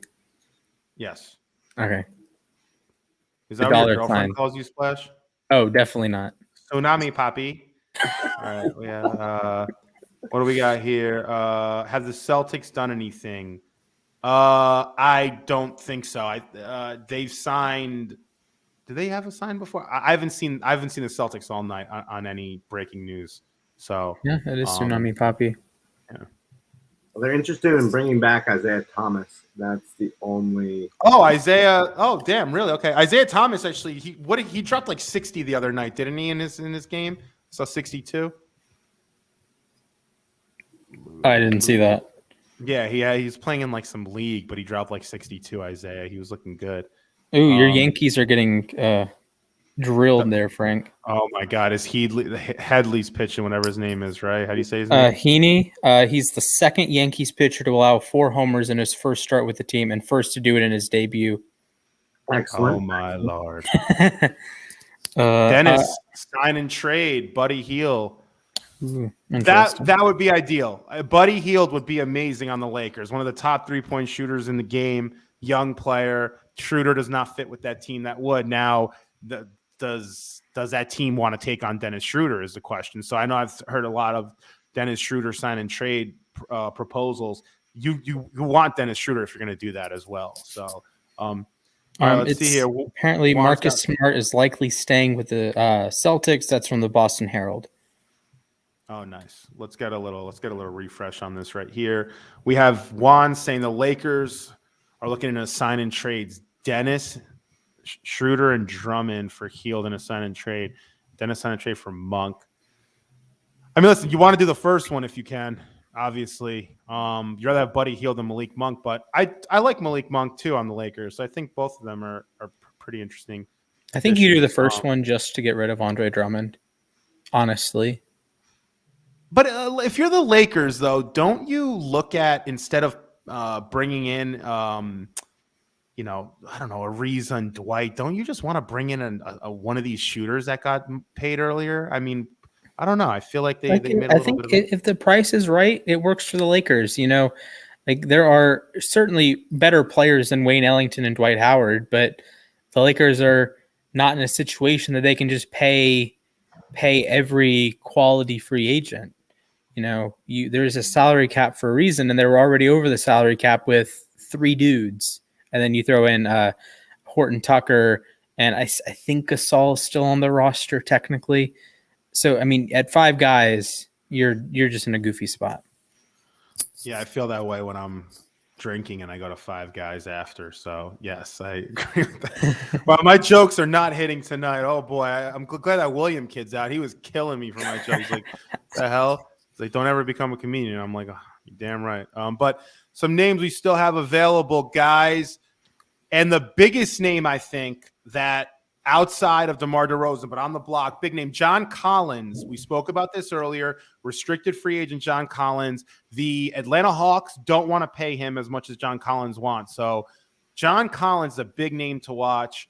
I don't think, and I could easily be wrong, but I do not think he ends up with the Hawks. Splash, Henry, what do you guys think about John Collins? That's fair. And he's a guy that I was kind of doing my research on. I loved him coming out of Wake, first of all. If Evan Mobley had gone to the Rockets and then you pick one of the Jalen's at 3, I think John Collins makes a lot of sense for Cleveland. But of course, they picked Evan Mobley, so you're not going to double up at power forward there. But, Collins is one of the guys that is in the right spot will work. So he's simultaneously in the market. Every team has their eye on Collins because he's such a talented player, but at the same time, you don't want to overpay and get stuck with a guy that we mentioned earlier probably isn't going to be the number 2 guy on a title-winning team. But if you're a team that your aspirations aren't win the 2021 NBA Finals, 2022 NBA Finals, then maybe that makes more sense. So I don't, not explicitly Charlotte, but like a Charlotte sort of destination makes sense to me, like a middling team that could make the playoffs. Like if John Collins went to Charlotte in this example, Charlotte probably makes the playoffs. And hey, even agrees. Yeah, if we have a question here, is John Collins a center? No, he's not a center, but he can play center. So in today's NBA, he plays on the block, but he's a spot up shooter as well. John Collins, very versatile player. So he's not a center, but he's a stretch forward that can play center in today's NBA. Yeah, good player. I don't know if is he worth a max production. Maybe. Do the Hawks want to pay him a max? Absolutely not. Does he want a max? Yes. Yeah, he's played 71% of his career minutes as a 4, 28% as a 5. So he can play. It's sort of that Anthony Davis, Tim Duncan sort of. I'm not comparing his players, just as like in terms of roles you can play for a team. That he wants to play the 4. He's probably going to play the 4 more often than not, but he can play 5 minutes, and it's not even a pinch thing. It can be if you have like another small forward, you can play small ball and have John Collins as your 5, and it works. And even last year, played 14% of his minutes at center. Yeah. All right, so y'all, we got over 100 people live in the chat right now. Holler at you all of you listening. Make sure you like the stream. You're on with You Stadium right now. We go live with some breaking news stuff. We're typically an NFL-based network, but we love doing NBA stuff. Me, Splash, and Henry. So we're hopping on here for the free agency. Shout outs to all you guys. Much love in the chat. Corey Joseph to the Pistons. 2 years, $10 million. Corey Joseph. Okay. Nice. Solid signing. Yeah, and the big fish we spoke about earlier, still not signed, is DeMar DeRozan. So when that drops, hopefully we're on when that drops. We've been on now. We're going 2 hours and 18 minutes strong, live on the stream, baby. This is our second longest live stream. Second, what was the first one? The NFL draft show, over 5 hours. Damn. Yeah. That one. Yeah. Oh, man. That was a pain to produce. Just imagine. That was a lot of fun. All right, so players still available that I see Butthead now is going on right now about Andre Iguodala and Patty Mills. Where do you see them both? To the Warriors, that's not a bad idea.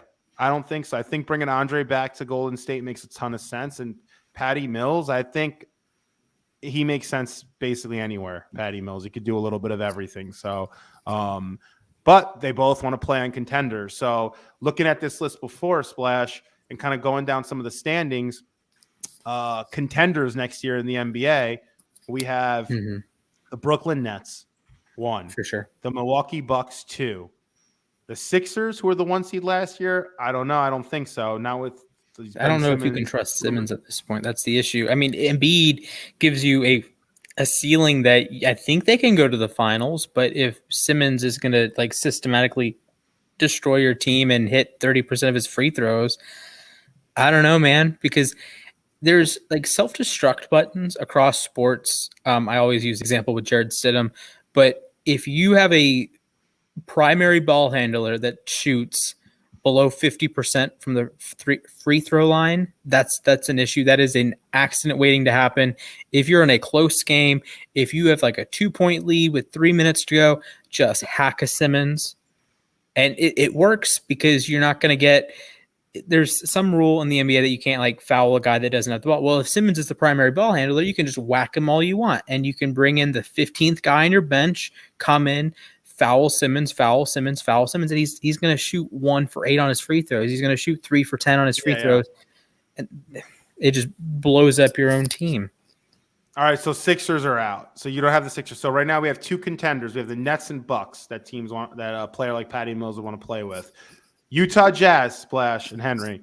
Number 1 seed in the West. If you're Patty Mills, you're DeMar DeRozan, you're Andre Iguodala, Carmelo Anthony. Are you going to Utah thinking, hey, maybe I'll win a ring here? I do, but I also think I don't want to play for the Jazz considering it's a small market team, and Vernon Maxwell has been really dogging the Jazz. They're not in a favorable light by the NBA. Mm-hmm. I think they're a good team, absolutely. I think Donovan Mitchell's a star. I just think you go where the money is, you go where the endorsements are, and that's a big market team. That's like Los Angeles, Chicago, New York, all that stuff. I think that's where he's after. I think that's fair. And all the money.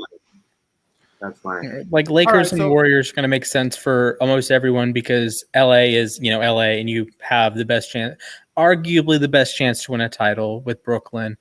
And then Golden State, you're playing in, Silicon Valley. So you're going to get, I wonder, some of these guys, if they're going to take, I don't know, $1 million a year or less, or take, 95% of what they could have made and say, hey, I'm going to Chicago, New York, LA, or Miami, like a huge market that I can get that commercial, or I can get that endorsement deal. I can get that shoe deal.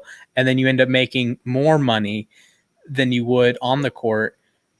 So I do think that's a fair point, and that's why Utah, you have to grow. Well, yeah. So I think Utah is not a destination that players are thinking of as a way to win a ring next year, but I do think Utah is going to be a very good team next year. I'm a big Donovan Mitchell fan, and I do think they're a player or two away from really tipping the edge there. And that's a role player away. I'm not talking about a DeMar DeRozan type player. Mm-hmm. But speaking of DeMar, everyone's talking in the chat now. Do the Lakers make sense for DeMar? Of course. Listen, the Lakers make sense for anybody. If they want to play for the Lakers, if they want to take a 1-year deal, why the hell not? Adding DeMar DeRozan, just keep stacking the lineup. Just keep making it more difficult for defenses to stop you. So I would not be surprised at whomever signs with the Lakers. Just they don't have the money. So DeMar DeRozan, you think he'd want a bigger deal, right? But sometimes weird things happen in the NBA where players do this 1-year deal kind of thing. We were going actually. I have two little deals. Oh, okay, go ahead. All right, we got free agent forward Trae Lyles, Detroit Pistons. Daniel Tice, 4 years, $36 million. Danny T getting a big deal, and Cody Z. Wow, the two centers going off.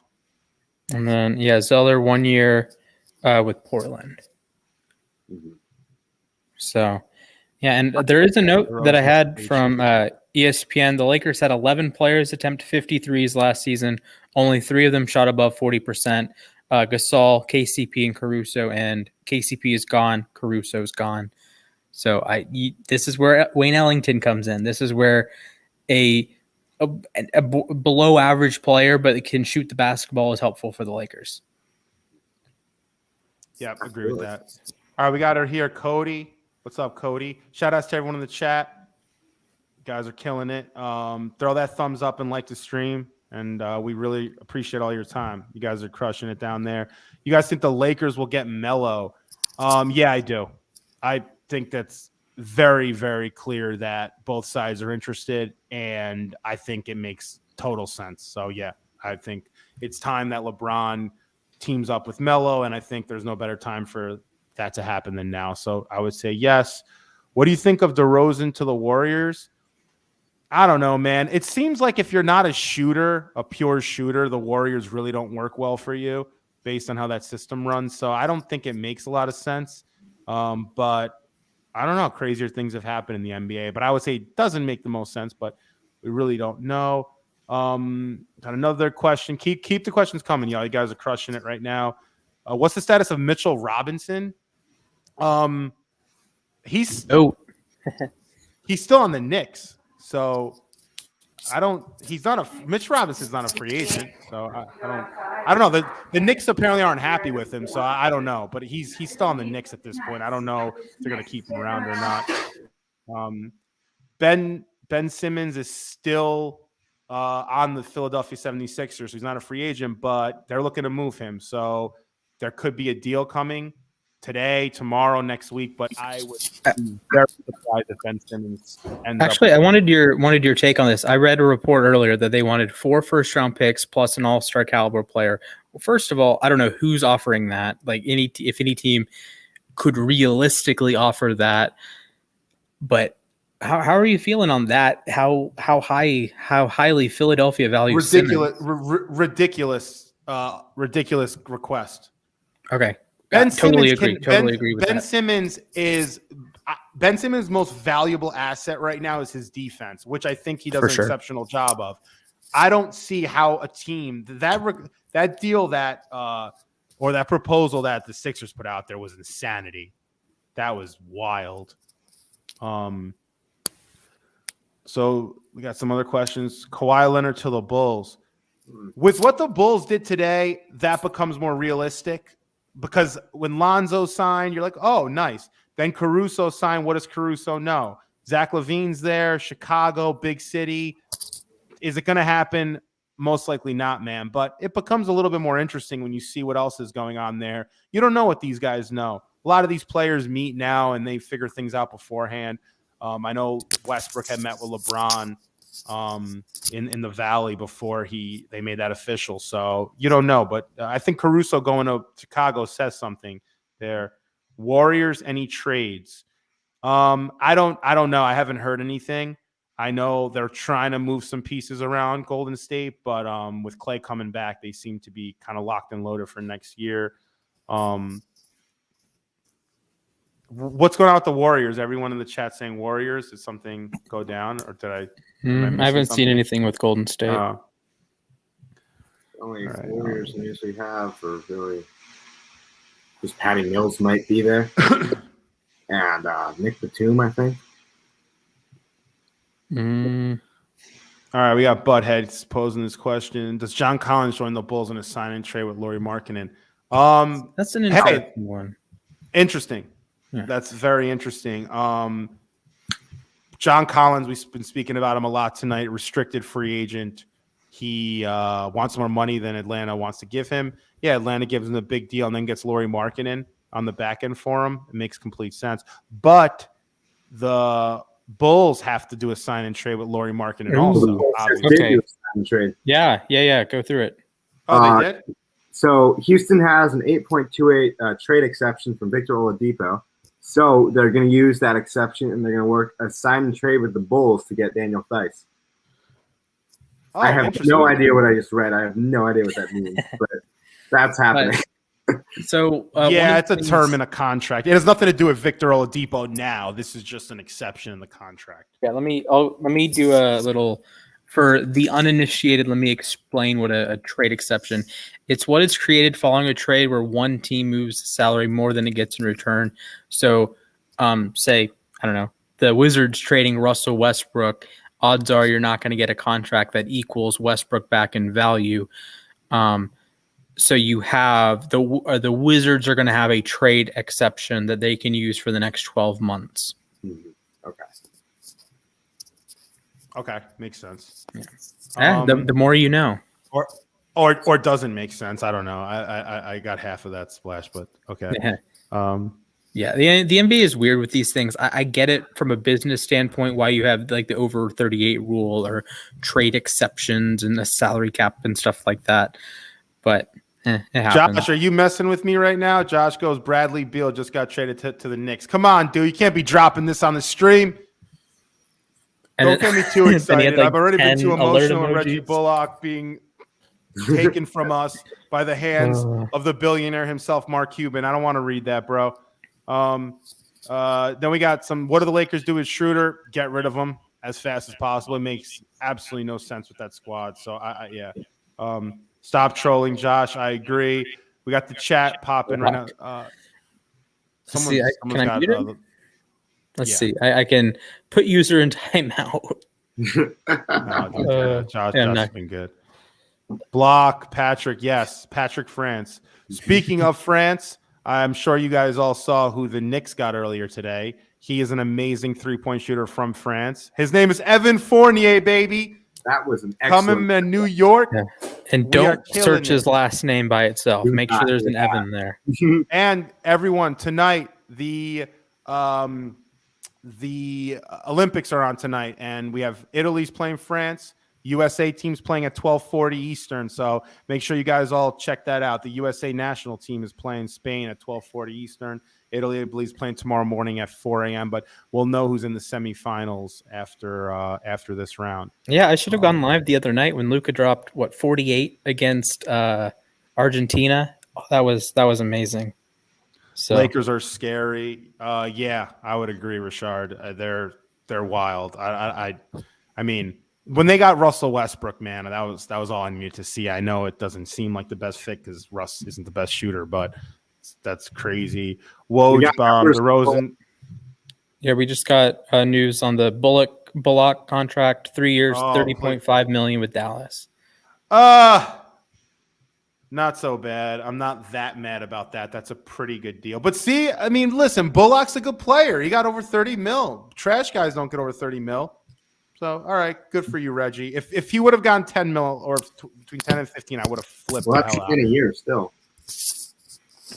It was a 3-year 10. What do we got? If John Collins stays for less, would Kawhi be willing to join? They don't have money to. The Hawks are not in a good financial situation. They're not going to be able to afford Collins. They're not going to be able to afford both of them, bro. Why would Kawhi go to Atlanta? I have no idea. I don't know where. I have no idea where Kawhi would want to go anyway. If Iggy goes to the Lakers, it's over. For who? For Iggy's career, it'll be over after next year. Okay. Anyway, but Agree. no. Yeah, I don't know, man. I don't know what the Lakers. I mean, I think they're going to make it to the finals. I think it's going to be Nets Lakers in the finals. We spoke about this earlier. Mm-hmm. Can you get a better finals than that? Westbrook versus KD, LeBron versus Kyrie. I mean, you throw James Harden and Anthony Davis in there. You have 6 legitimate superstars there. Yeah, and former teammates Harden and KD, Harden and Westbrook just played together in Houston. Mm-hmm. They all played together in OKC. I mean, the storylines are just endless through that entire, for that entire finals. You think Lonzo, Zach LaVine, and Vujicic can make some noise? I do. Yeah, I like think that. They can make the playoffs. Yeah, in the East too. Remember, the East is still the least, so you're able to make your ways in the East, like the Knicks did, like my Knicks did last year. So the Hawks kind of run through things last year. You can make some work happen in the East. I mean, freaking the Wizards last year made the playing game. So I mean the Bulls are going to be playing in terrible, and they made it too. You're going to see the Bulls in some legitimate games at the end of next year. Yeah, Lakers is going to be insane to watch. Yeah, Lakers Nets, man. I agree with that. But yeah, guys, we're going to wrap it up. We've been going strong for 2.5 hours. We got 113 people, now 15 watching live. Stream has been lit AF. I really appreciate it. We do at U Stadium, everyone out there. Yeah, make sure you guys like the stream, subscribe to the channel. We'll be going live again. And yeah, we appreciate everyone out there. So shout outs to Splash, you the homie, you the real one. Shout outs to Henry. This guy goes ended at 9. All right, yeah, we'll end it at 9. All right, 4-minute warning. Let's do it. All right, 4-minute warning. Let's go. Let's pop. All right, so still available. We have DeMar, Splash. We have Kawhi, but still apparently going back to the Clippers. We have Norman Powell. We have Carmelo still available, the vet himself. We got Spencer and Reggie Jackson. You have two Splash guards who can score.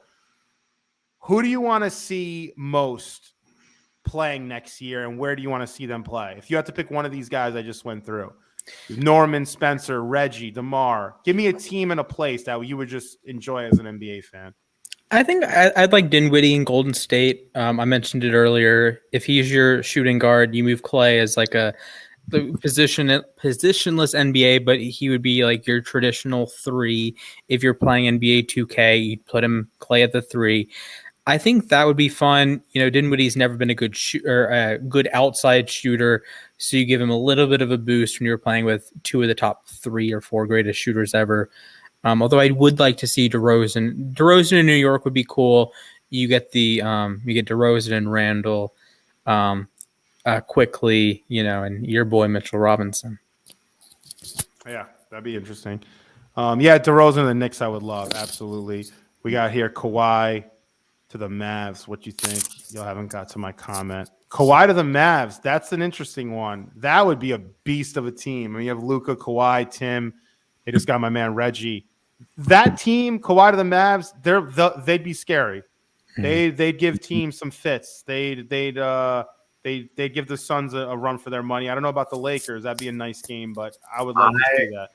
I would be as bold to say is that if Kawhi ends up with the Mavs, they are winning the championship. They are going to be a championship caliber team. That's tough. I think that you added the shooters. You've kept the team together. You got Luka and an added big scorer in Kawhi. I think that's just too much to handle, especially with Rick Carlisle being the coach he is. I think that's just a nightmare for Lakers. Jamal Crawford. Only if Jamal Crawford's still playing. He might be. I'm not. Because I think if I remember correctly, Dallas, I don't want to say but Jason Kidd. Is it Kidd? Oh, because I'm pretty sure Carlisle is back with the Pacers. Right. Because Carlisle and Don Nelson, I guess, Jason Kidd. Yeah. Yep, Jason Kidd. Nico Harrison's the GM. Yeah, Dallas had a whole, kind of revolution there. And you hate to see if it's, connected with Luka. And I don't know, that. I don't want that to be, a stain on Luka's career that he's a coach killer. But, you don't like to see, was Rick Carlisle a Hall of Fame coach? I venture yes, but you don't want to see him kill a Hall of Fame coach. Sure. All right, one last refresh, guys, and the stream is over. We appreciate you all. You've been live with you Stadium for NBA free agency. This was freaking awesome, fun as heck. All the people in the chat, you guys were killing it. Cody, Waterflow, Jonathan Pierre hopped in a little later. We have TF out there. We have Garrigan. We had Dylan was crushing it all night. Dan Hackett there from the beginning. Juan was killing it. Jovan. We had Nick on earlier. We had a lit chat. Patrick France, my man Josh was crushing it. You guys were all killing it tonight. We really appreciate everyone out there. Like this stream. Subscribe to the channel. We'll be going live more often. We'll be talking NBA for the rest of the summer and into the fall. And when the season starts, it's going to get real lit over here. But shout outs to everyone in the chat. You guys, Butthead, you've been killing it, dude. Sorry I didn't give you a shout out, my man. But you guys rock.